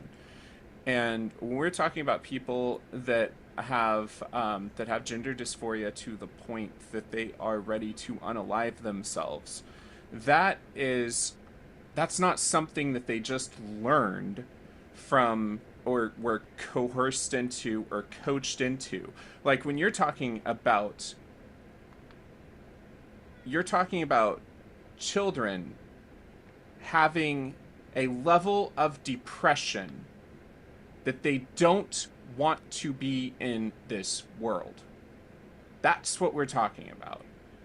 Where does that come from? Do you think that comes from the TV? Do you think that comes from some person saying, "Oh, well, if you were a girl, then you'd fit in society"? And listen, I'm going to give y'all a primer. Just a quick primer. This is for the people who are going to watch this. Watch this because y'all show up. We know, we see it. It is what it is. But let me give you a primer on the difference between sex and gender because I think that y'all don't get it. And sex is your sex is the outward expression of your body type, what your body is. There are two of those, male and female. Everything else are intersex conditions. You can be have intersex conditions. That is not a third sex. You can be male or female. Gender is your internal sense of self. It is your internal sense when your body's internal critique of who you are based on and I'm kind of paraphrasing a little bit, but who you are based on what you see in society. It is a social construct. It's an expression. It is an expression of the innate sense of this is who I am. I am non-binary. I am non-binary because I feel like I exhibit both sexes. There are things that I do that are very feminine. There are things that are feminine, things that we consider in society feminine traits that I have. I also have masculine traits. So I don't fit neatly in either one of those little boxes. You know what I'm saying? The beard the beard makes me not feel fat. You know what I'm saying? But there are things that the nail, like feminine. This is considered a feminine trait, although men used to have to paint their nails too. Well, especially the Goths. Y'all aren't ready for that conversation either. But these were things that were seen as manly at one point, and now they're seen as feminine. Dresses, skirts, things like that. Heels are things that we now see as feminine, but they used to be seen as masculine because social constructs change over time. I don't know. Used to be a masculine trait. Now it's seen as feminine.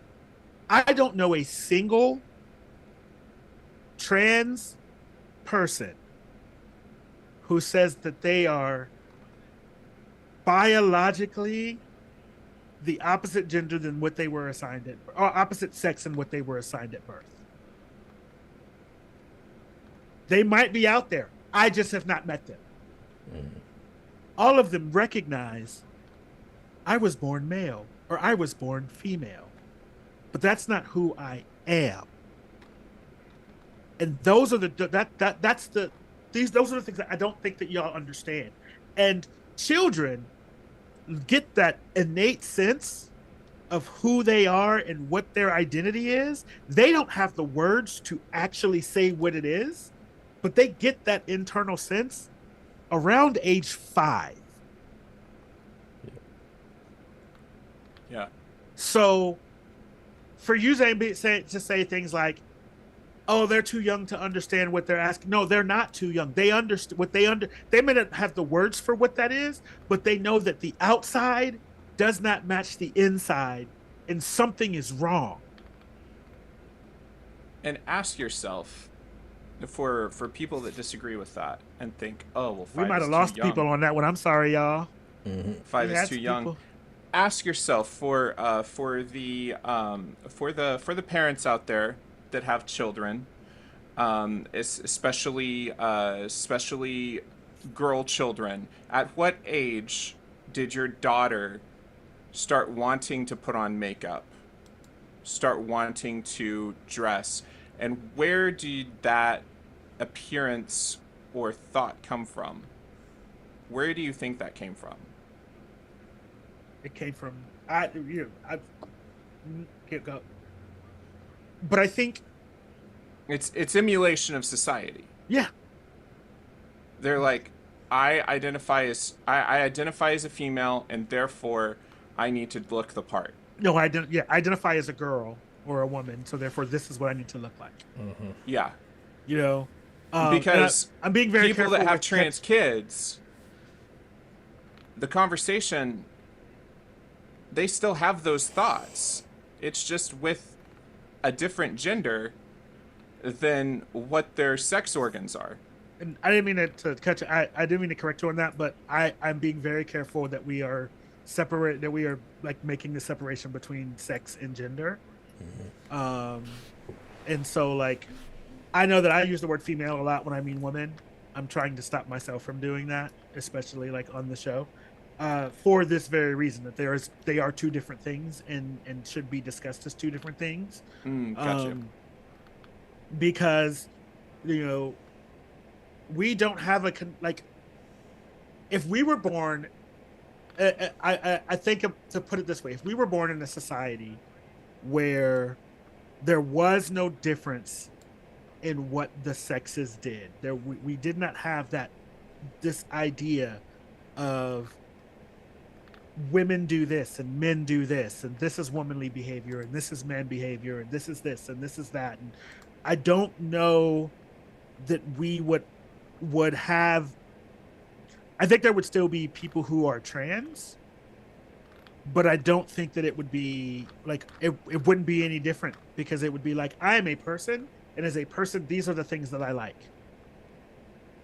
And that makes me a woman, regardless of what's happening in my past. Like if we just divorced the sex out of the situation, like, and it literally was, you are a human until you decide, until you figure out what path you're going on. And we, address you as such in those things, then that's protecting children's innocence.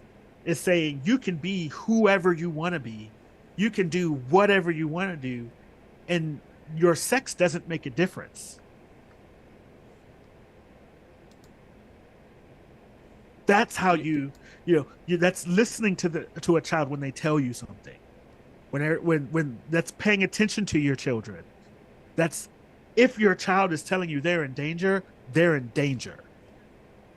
That's protecting their innocence. And the reverse of that is forcing your pre-constructed ideas of who they are onto them. Yep. Because that's what you are doing when you refuse to understand how they feel about themselves and their own body. Yep. And I think what's really sad about it for me, kind of going through, because like they're targeting the doctors, to go back to the bill, they're targeting the doctors, essentially, any medical professional who is found guilty of breaking this law, they can receive is it a fine up to $10,000, up to 10 years in jail, or both. So what you have done essentially is you have done the same thing to gender affirming care that you did to abortions. Mm-hmm. Because here's the deal. People aren't going to stop getting gender affirming care. They're not going to stop having, getting cross-sex hormones. They're not going to stop getting injections and doing all of those things to feminize themselves or masculinize themselves to match their internal critique of their bodies, but you're making it unsafe. And you're taking it back to people putting fucking Fix-A-Flat in their ass because women have nice jiggly asses. This is what they have, wide hips. You are the reason. There is a term in the queer community called a brick. A brick is an ugly drag queen. That's a brick. And that comes from, there was a time in the queer community where trans women would get cement injected into their bodies to widen their hips because it made wide hips make you more feminine. They would put it in their ass. How? Injection, large needle. Large needle injection. But it's not like a tube. Like, where is it going? How is it getting under the there? skin? So think about it like a reverse liposuction. Instead of maneuvering it out of the body, you're putting it in the body and then pushing against things to get it to fit into the form that you want, and then it turns into essentially like a bone. So it gives you that wider physique. And Fix-A-Flat is basically, Mason, the Fix-A-Flat comment is basically a similar thing where they would put literally stuff that is essentially Fix-A-Flat foaming like material to basically increase, like it's a very poor BBL. That's the best way to put it. It's a poor person's BBL. Instead of increasing it with different silicons and whatever to give it a bigger, fuller ass, they would do it with essentially Fix-A-Flat. Essentially what was Fix-A-Flat.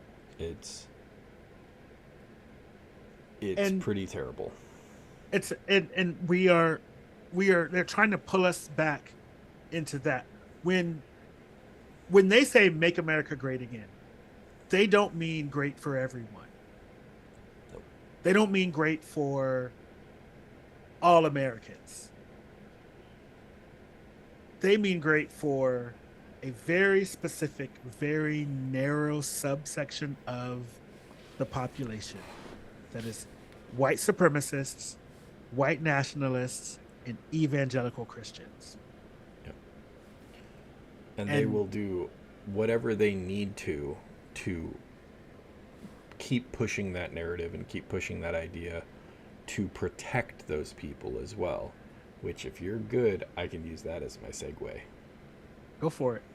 So, with that being said, I'll pull my person down to the pulpit. So, Mike Johnson, Mike Johnson, please come down to the pulpit. I don't know who's paying you.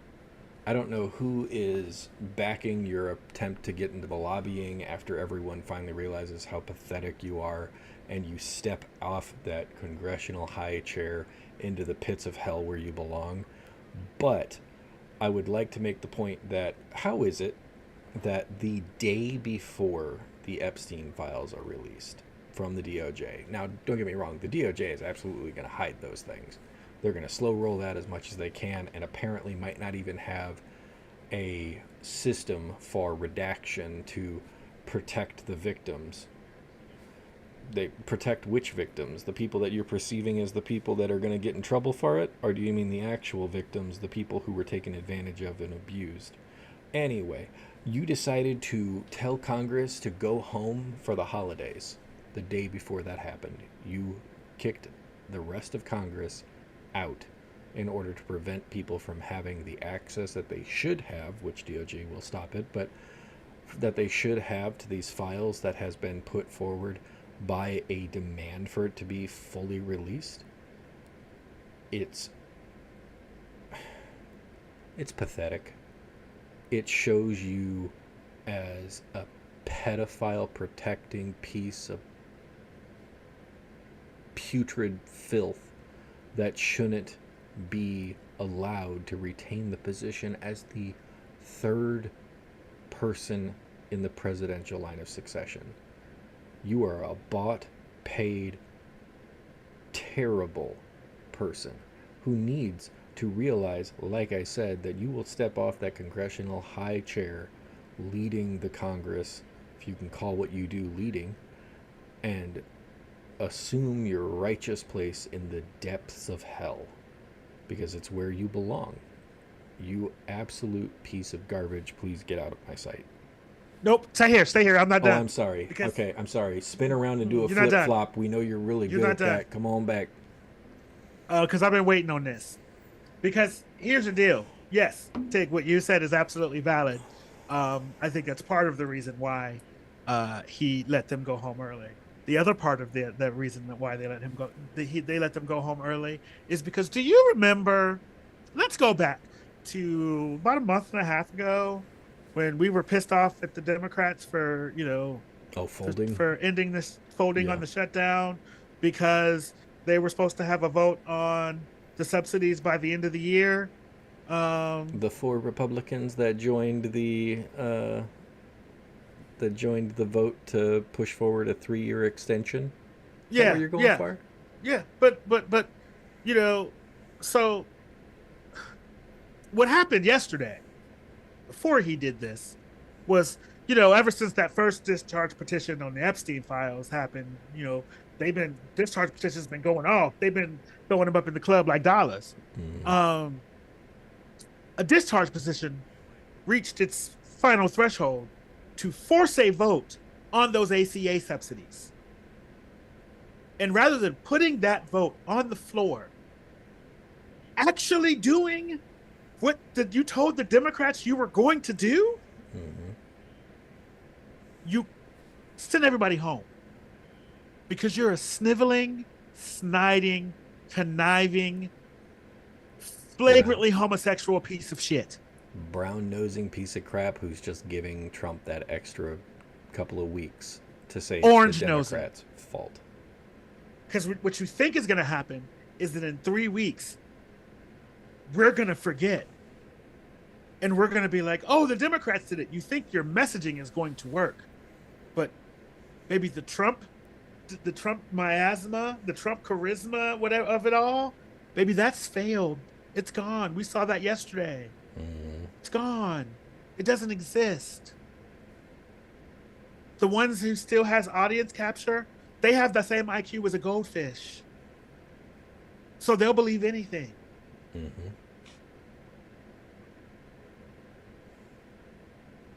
We're not forgetting that that's what happened. And you think that that's gonna change this time. It's not. So no matter what, you own this.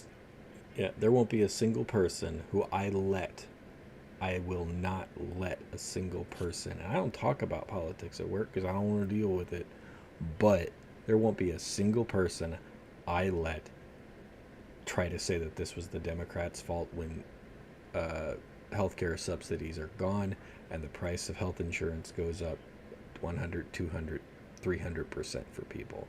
There isn't a single person I'll let forget that it was the Republicans who kicked the bill out and had no solution. Had no solution for it. Not only did they not have a solution for it, there's no solution on the pipeline that's coming. There's nothing coming. Y'all did that. You own it. And you could have fixed it. It's been 10 years since I had the concepts of a plan. Yeah. You could have fixed it, or at least made the vote and been like, we don't have it. You know what I'm saying? We don't have it. You could have put the vote on the floor and let people put their money where their fucking mouths were. And you couldn't do it because you're a rat.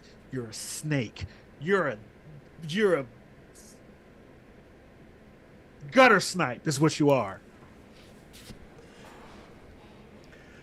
Love you too. And my hope for you this Christmas is that you don't get no dick. But wait, because we know you want it, man. Because we know you want it. She ain't gonna peg you. Okay. I bet you wear a cage. She wearing a cage right now. I bet. Oh, Why would you put that into your own mind? oh. And here's the thing. Again, those two, that piece of legislation and what Mike Johnson did today directly affects the LGBT population. We talked about it on an episode before there with about how those subsidies are going to disproportionately affect LGBT people, people of color. Oh, and Mike Johnson, you son of a bitch, because I forgot about it till just now. Mm-hmm. You had the nerve and unmitigated gall to tell a reporter when they were talking to you about this that it only affects 7% of the population. Like that was going to make it all fine. 7% of the population is 22 million people. You fuck nugget. Yep.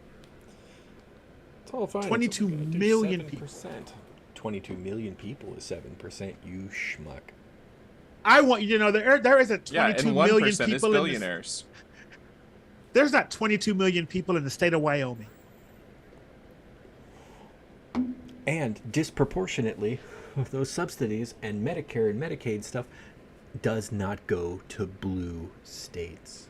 It goes to red states. You are screwing over your own fucking people. Yeah, because the blue states have their own state. They have their own state Medicare, Medicaid. So That's why it's called Medi-Cal. Yep. We could ain't going into all that stuff. We ain't got time for that. We got yeah. But so that's me. I have one more thing. I want to end on. Okay. We have our three things after this, but go ahead and do your final piece. No, that's it for me. Are we gonna try to do the three things? Because I thought we move them to next week. No, the three things are that resolutions, best and worst, and the queries. Okay, so I'm gonna do. Okay, I'm gonna pull it up. Well, why don't you guys talk about the queries? Okay. While I do this. Got it. So, essentially, for those that weren't aware, I think it was last episode, we decided that we're going to do what we're going to nickname the Query Awards. And it is going to be both the positive and wonderful things that some people have done of recognition, efforts for the community, etc. in politics. And then we're also going to hand out we'll call them the peggers. So, diminishes people who like being pegged. We'll figure out something. But it's an award thing that we're going to give out to reference this entire last year of people who've earned good honors and those who deserve the negative. And it's going to be on our first, possibly second episode. We'll see how well we're organizing ourselves toward the start of the new year. About just who we think has done both good and bad for the country and for the community. So yeah, the queries are going to be their own wonderful little show that we're going to put a portion of the broadcast for, so that way we can have some fun with it, because we're starting a new year and we've got to have a little bit of fun, right, Tyler? Yes. Praying that it's going to be such fun. Something better than what this one was. Oh. Okay. Let's hope it's a good one without any fear. All right, what you got, JB? Okay, so I want to talk about this president. I'm petty, okay? I'm petty. What? I will be the first one to admit. Amazing. Nah. I'll be the first one to admit I'm a petty bitch. But I'm not vindictive. Yeah. Our president is petty and vindictive. Yeah. And nothing illustrates that more than the Hall of Presidents under the Trump administration. Mm-hmm. Oh, yeah. 100%. This man rewrote the plaques under all of the presidents. I'm going to give you just a scotch of some of the things that are in here. Let's start with Joe Biden. Sleepy Joe Biden, by far the worst president in American history, taking office as a result of the most corrupt elections ever seen in the United States. Biden oversaw a series of unprecedented disasters that brought our nation to the brink of destruction. His policies created the highest inflation ever recorded, leading the U.S. dollar to lose more than 20% of its value in 4 years. That was on Trump's watch. His Green New Scam and surrendered American energy dominance, and by abolishing the southern border, Biden let 21 million people from all over the world pour into the United States, including from prisons, jails, mental institutions, and insane asylums. This line is because Trump doesn't understand what the word asylum seekers means. I'm just going to tell you that that's what that is. Because he thinks they're from asylums. From asylums. Yes. Oh my God. His Afghanistan disaster was among the most humiliating events in American history and resulted in the murder of 13 brave American servicemen, with many others gravely wounded. Seeing Biden's devastating weakness, Russia invaded Ukraine, and Hamas terrorists launched their heinous October 7th attack on Israel. Nicknamed Sleepy Joe and Crooked, Joe Biden was dominated by his radical left handlers. They and their allies in the fake news media attempted to cover up his severe mental decline and his unprecedented use of the auto pen. Mind you, the photo is of an auto pen. Following his humiliating debate loss to President Trump in the big 2024 debate, he was forced to withdraw from his campaign for re-election in disgrace. Biden weaponized law enforcement against his political opponent while also prosecuting many other innocent people. He left office issuing blanket pardons to radical Democrat criminals and thugs, as well as the members of the Biden crime family. But despite it all, President Trump would get reelected in a landslide and save America. It's giving Regina George in the Burn Book.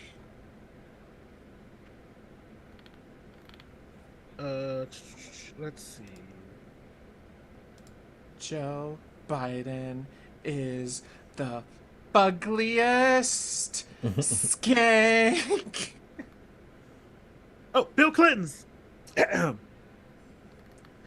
Because not only, just as a note, not only does Barack Obama live rent free in Donald Trump's head, and with Joe Biden, but also Hillary Clinton.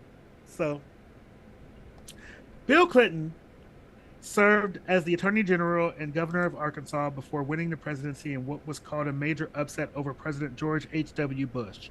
As president, Clinton signed the crime and welfare legislation, which passed with the leadership of Republicans in Congress. He approved NAFTA, which President Donald Trump would later terminate, being bad for the United States, welcomed China into the World Trade Organization, and oversaw NATO's military intervention in Bosnia and Kosovo. Despite the scandals that plagued his presidency, the tech boom of the late 1900s resulted in excellent economic growth, which helped him in the Republican Congress deliver balanced budgets for the first time in decades. In 2016, President Clinton's wife, Hillary, lost the presidency to Donald J. Trump.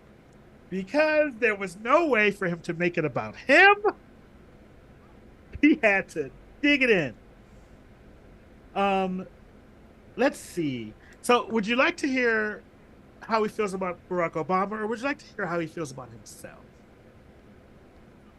I think I've heard enough self-elating for now. Yeah.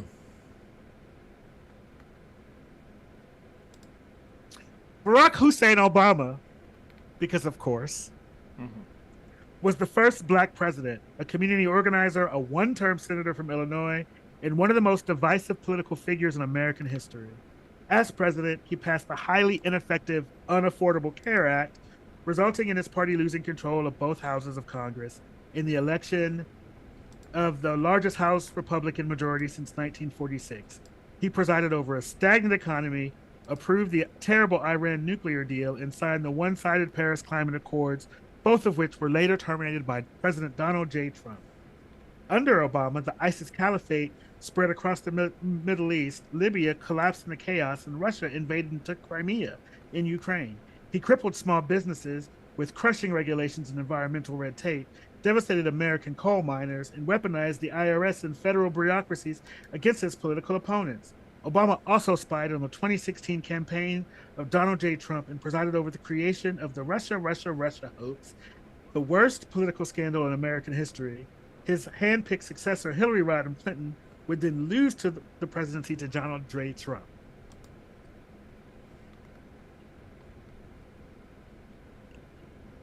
Dictator.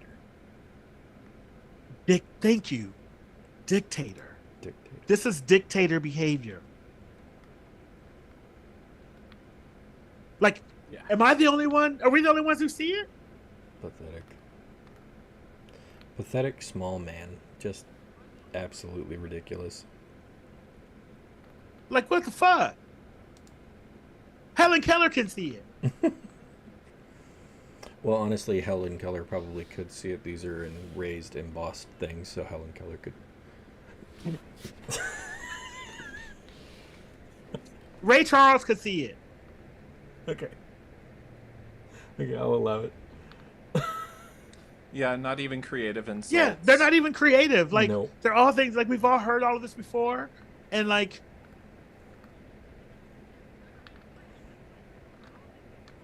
It's You wouldn't even pathetic. put this on a yearbook.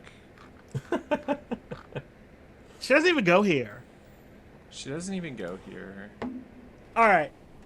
So let's talk about the things that, that are resolutions. So, I resolved. yes. End of year resolution. So, what are you hoping for and want to get done next year? And we'll focus this in on the channel and politics. Okay, so nothing personal. Those are for you. We're going for what you want for the channel and what you want for what the channel can do in the political sphere, as well as what you would like this channel to be for people, like something like that. Okay, well that's easy for me. For the thing that I'm proud of for the channel, and I'm gonna put those together, is that we've managed to come up with a good kind of flow and schedule, and we're not just doing it haphazardly. Like it's coming out regularly. We're doing this. Mm-hmm. That makes me happy. But what I think my resolution for this channel and my wish, I want us to get to 1,000 subscribers by next year. Like sometime next year. I want us to get to a place where we are able to get people on to talk about what their experiences are, other people that do work in this space, what they've got going on, things like that. Like, I want us to be able to really do that. And I also want us to kind of expand our own personal things that we've talked about, putting our own videos and stuff out. So those, my resolution for this is to make sure that I'm putting out at least one video a week in the new year. Personally, about topics and things that I think are important, and news stories that we don't really have the time to cover on this show, but I think are interesting. Things like that. So that's me. Well, we are 27% there. Yeah. Yes.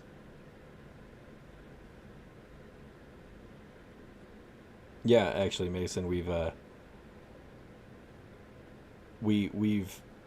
looked at some of the analytics, and first off, where people come from at this are hilarious. We looked them up the other day, and it's from like a restaurant live stream from 2023. It's insane, but the channel has been growing, and we actually have had double-digit viewers, active viewers, twice now in the last 2 weeks. So it's been nice to see that growth.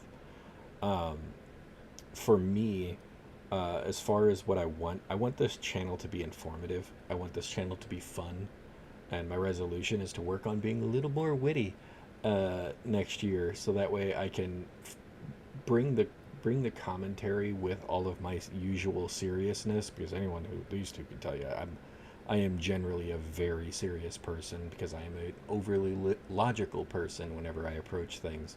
So finding some more time to bring a little mirth and humor into some of the stuff that we talk about is a big goal of mine, and I want it to be, uh, if I have to use an example or an analogy, Alton Brown for cooking. I want it to be I want it to be something that is engaging, informative, and yet entertaining. So that way it keeps people interested, because politics is anything but not entertaining. If you actually watch it, this is the worst melodrama ever written. But it is something that you have to suffer through, or at least find the humorous aspects of, in order to, one, survive it, but two, to get the ability to understand what's going on in your life. So I want it to be informative so that we can help the electorate be more informed, because an informed electorate is the only way to make active change. A properly informed electorate. We put our own spin on it, sure, but we also recognize and try to address the positives and negatives to make sure that everything is making sense. That we aren't just being one-sided. We might make fun of the other side's opinions, but we at least mention their opinions. The things that I am happiest about for this year, Mamdani. Yeah. 100% Mamdani. That election showed me that people, like, it wasn't a national thing. People try to turn it into some kind of national thing, but he's the mayor of a city, and he cared about his city and wanted to do things for his city. And because he showed a plan that he, now whether he's able to execute all the things or not, that's up for debate, because obviously we don't know what the people of New York are going to want to do. But if he's able to execute all of it, it is a wonderful door that opens the idea of a socialist democrat being a big influence on the country, and it can give people an actual understanding that that's not a bad thing to be a socialist democrat. It's not. And Democratic socialist. Democratic socialist, thank you. But that's the idea of why I'm so happy about it, is because we've been such a two-party system for so goddamn ever that, yes, that'll go into my Yeah, we about to do it. Don't do it. It is such a wonderful thing to see. And the negative, as far as the other thing that we were going to talk about, was like your let me make sure I get the right wording for how we said we were going to, best and worst memories. My worst memory, Donald Trump getting elected. I'll kick it off from the very beginning. When he went and placed his hand on a Bible, that was literally the start of everything for me. He knew it would burn him. So, and he couldn't even hold it upright. He had to hold a Bible with a cross on it upside down. That should tell you everything about it, about that man. Especially for all you Christians out there. Like, he inverted the cross. That should say a lot. But that's my worst memory. Mamdani's my absolute best and most hopeful thing, and I just want to be more funny, more witty, and to put more content out there that'll be educational and fun for people. I didn't do memories. So best memory, if we're just doing political, best political memory, honestly, recently,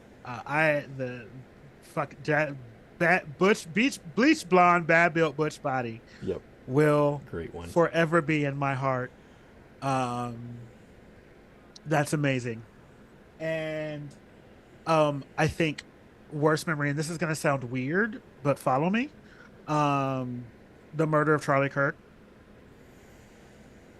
Not because I agree with anything he had to say, obviously we know that, but what that means and what that could mean going forward has me fearful. Yeah. So I think that No, those are my two. Very valid. Tyler, how about you? So I want to be able to watch C-SPAN and not have to wonder if I'm watching a new trash MTV show. Is that a resolution? That would be fantastic. The resolution? No, that's my my hope for the new year. Got it. Okay. I would really like to see valid. yeah, I'd really like to see a level of decorum and respect return to the the hallowed halls of Congress. Mm-hmm. Um, let's see.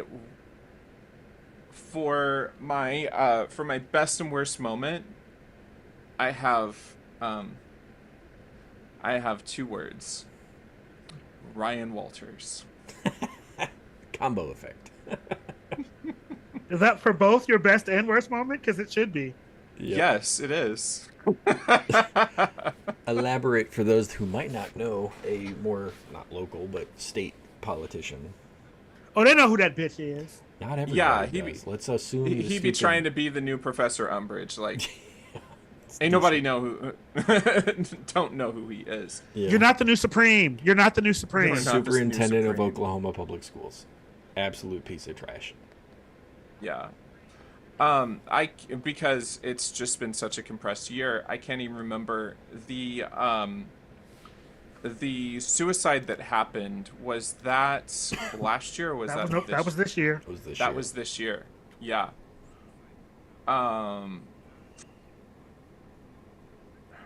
So for those who have been living under a rock, Ryan Walters, he's superintendent of Oklahoma Public Schools.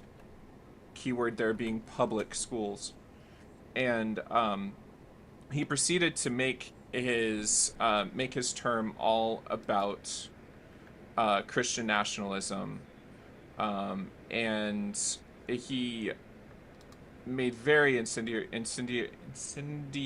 rhetoric about trans people and getting rid of the woke culture from schools and such, and it led to a trans individual being severely beaten at a school in Owasso, Oklahoma, which is just north of Tulsa, Oklahoma.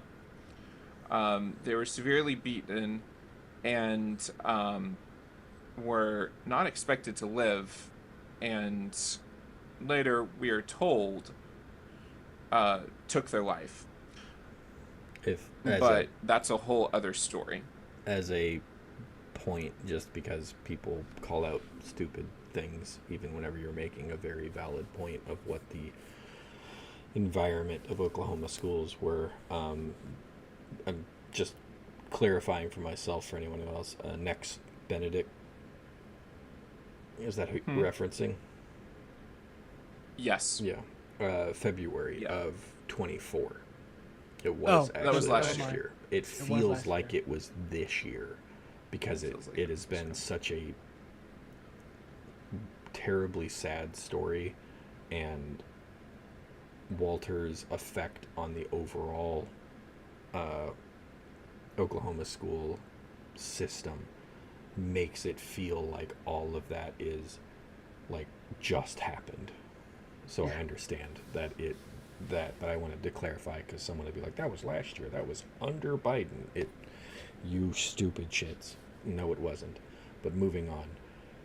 It was under Ryan Walters, bitch. Yes. It was under Ryan Walters. Yes. Yes. And that's the point that we're making.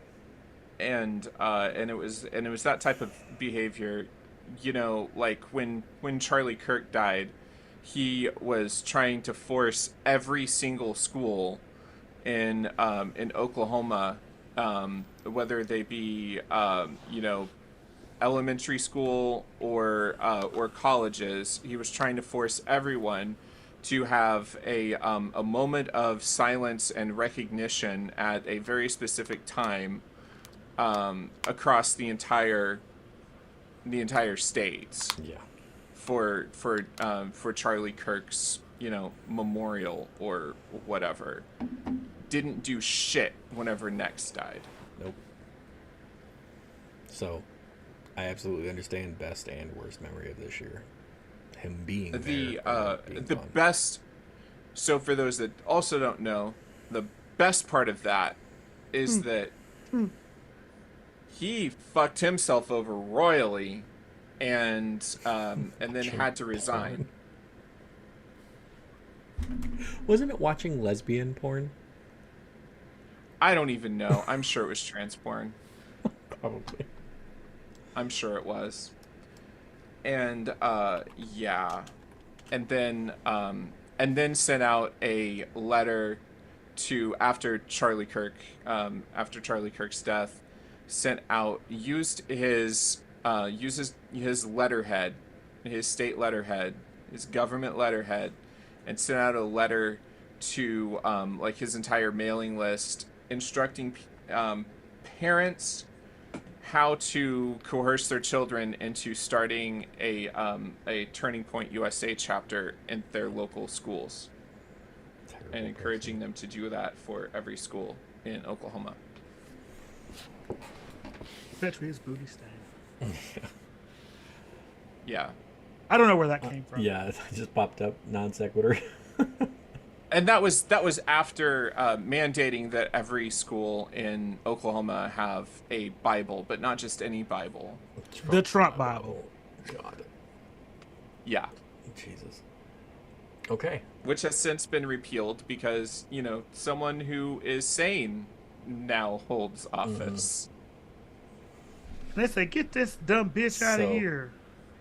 I think we'll kind of wrap it up there with the general hope that you'll all join us in the new year whenever we're putting forth the queries or whatever the negative thing we're gonna put to all of the. We'll have The categories. bitch shut the fuck up. We'll make it a whole thing. We'll make it a whole thing because it's gonna be fun. We got to start off the year with a bit of a goof. So that's gonna kind of wrap us up. This was a long episode. So for Mason, thank you for sticking around. For everyone else who's joined, please feel free to jump back through and watch.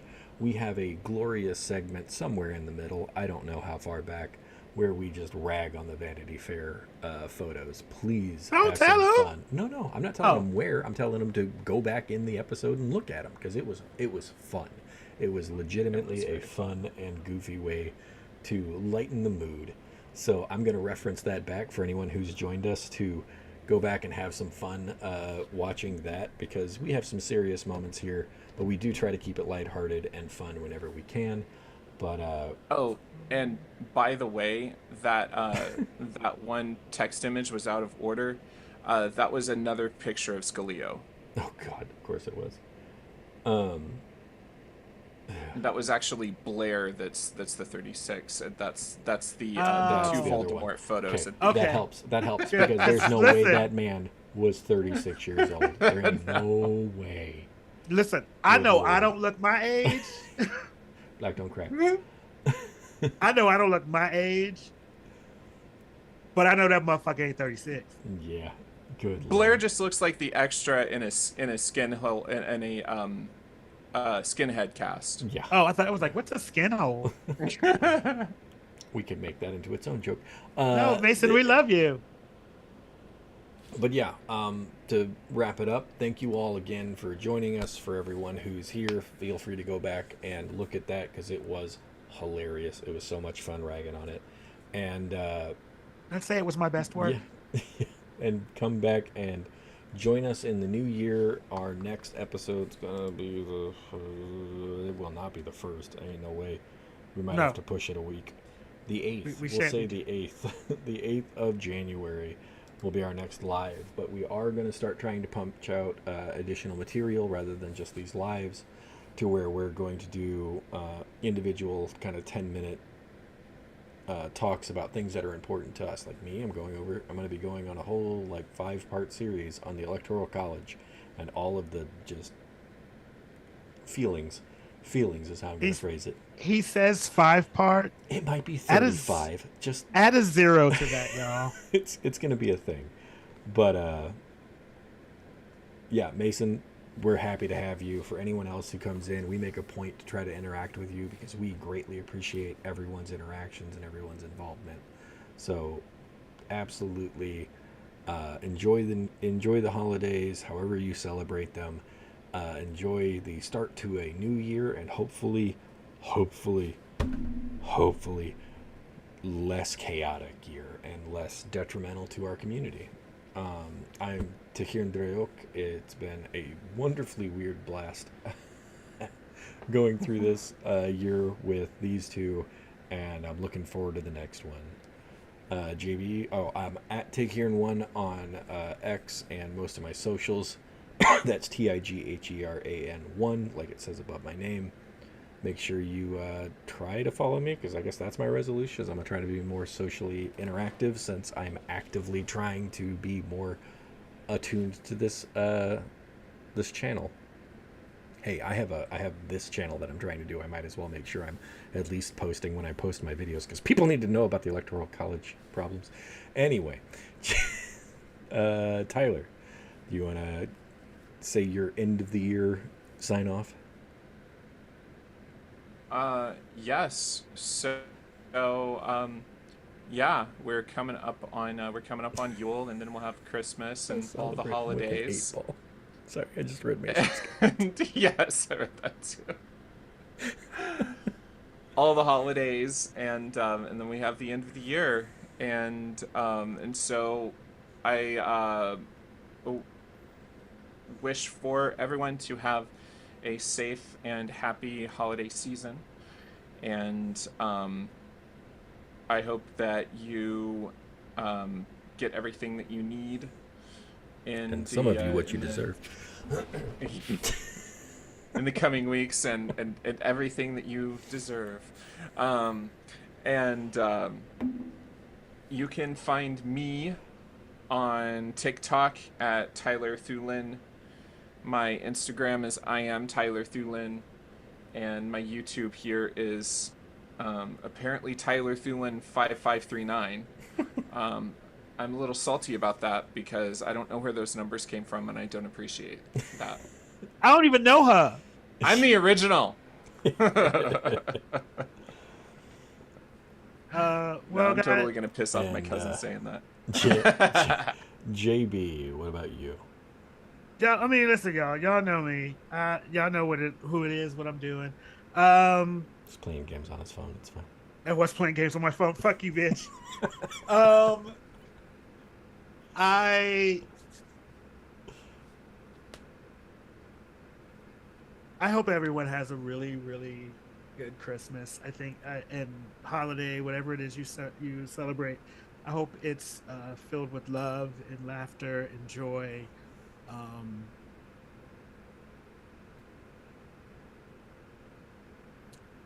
This year was really hard in a lot of ways, but it was really easy, and in other ways. And I think,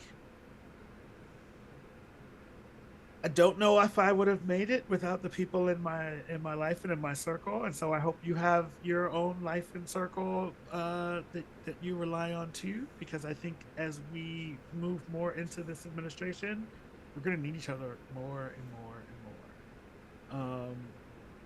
But this is a time of rest, so let's rest while we can. I love you all. I think the world of all of you. I'm amazed at how much the channel is growing, what's happening here. Don't forget to hit that like button and subscribe. We hate doing saying it. that. We cannot tell you how much we hate doing that, but if we're going to grow the channel, we've got to make sure everyone's aware. It is, if you like, if you comment, if you subscribe, it furthers the algorithm and helps more people find us, and hopefully that'll help with my dream and my hope for the new year of educating and bringing more information to our community and beyond. And we love haters. Feel free.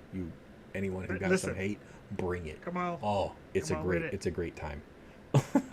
I have some ideas and things I want to do with our Patreon as well. Don't forget our Patreon is patreon.com/KCCaffeine. I'm going to get it changed over to Queer and Present Danger, but that's what it was before. That is, something I'm thinking of coming up in the new year. Maybe you guys will get like members, the Patreon only videos or something. I don't know. We'll figure something out. The Patreon holiday calendar with the return of the three Jesuses. The three Jesuses. That's a white Jesus, Gnostic Jesus, and Black Jesus. Right. But those are some things that I want. If you feel like you want to give, absolutely go ahead. We love it. And that's it for me, guys. Thank you. You guys have a happy new year.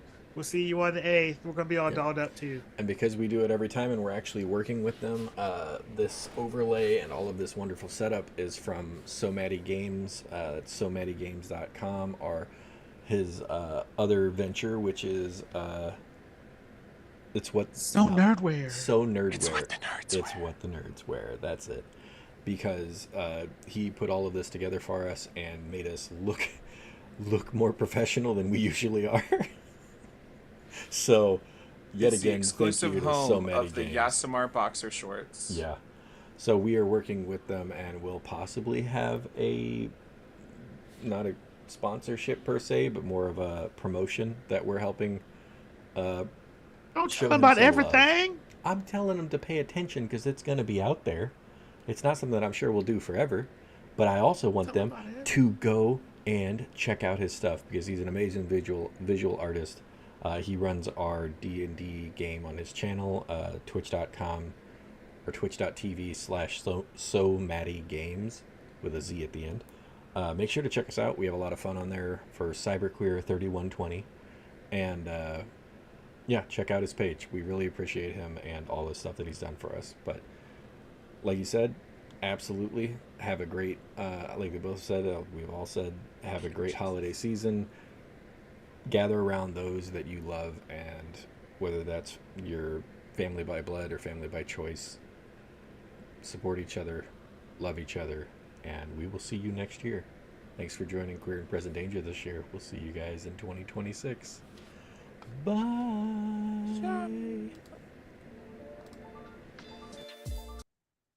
Oh yeah, yeah.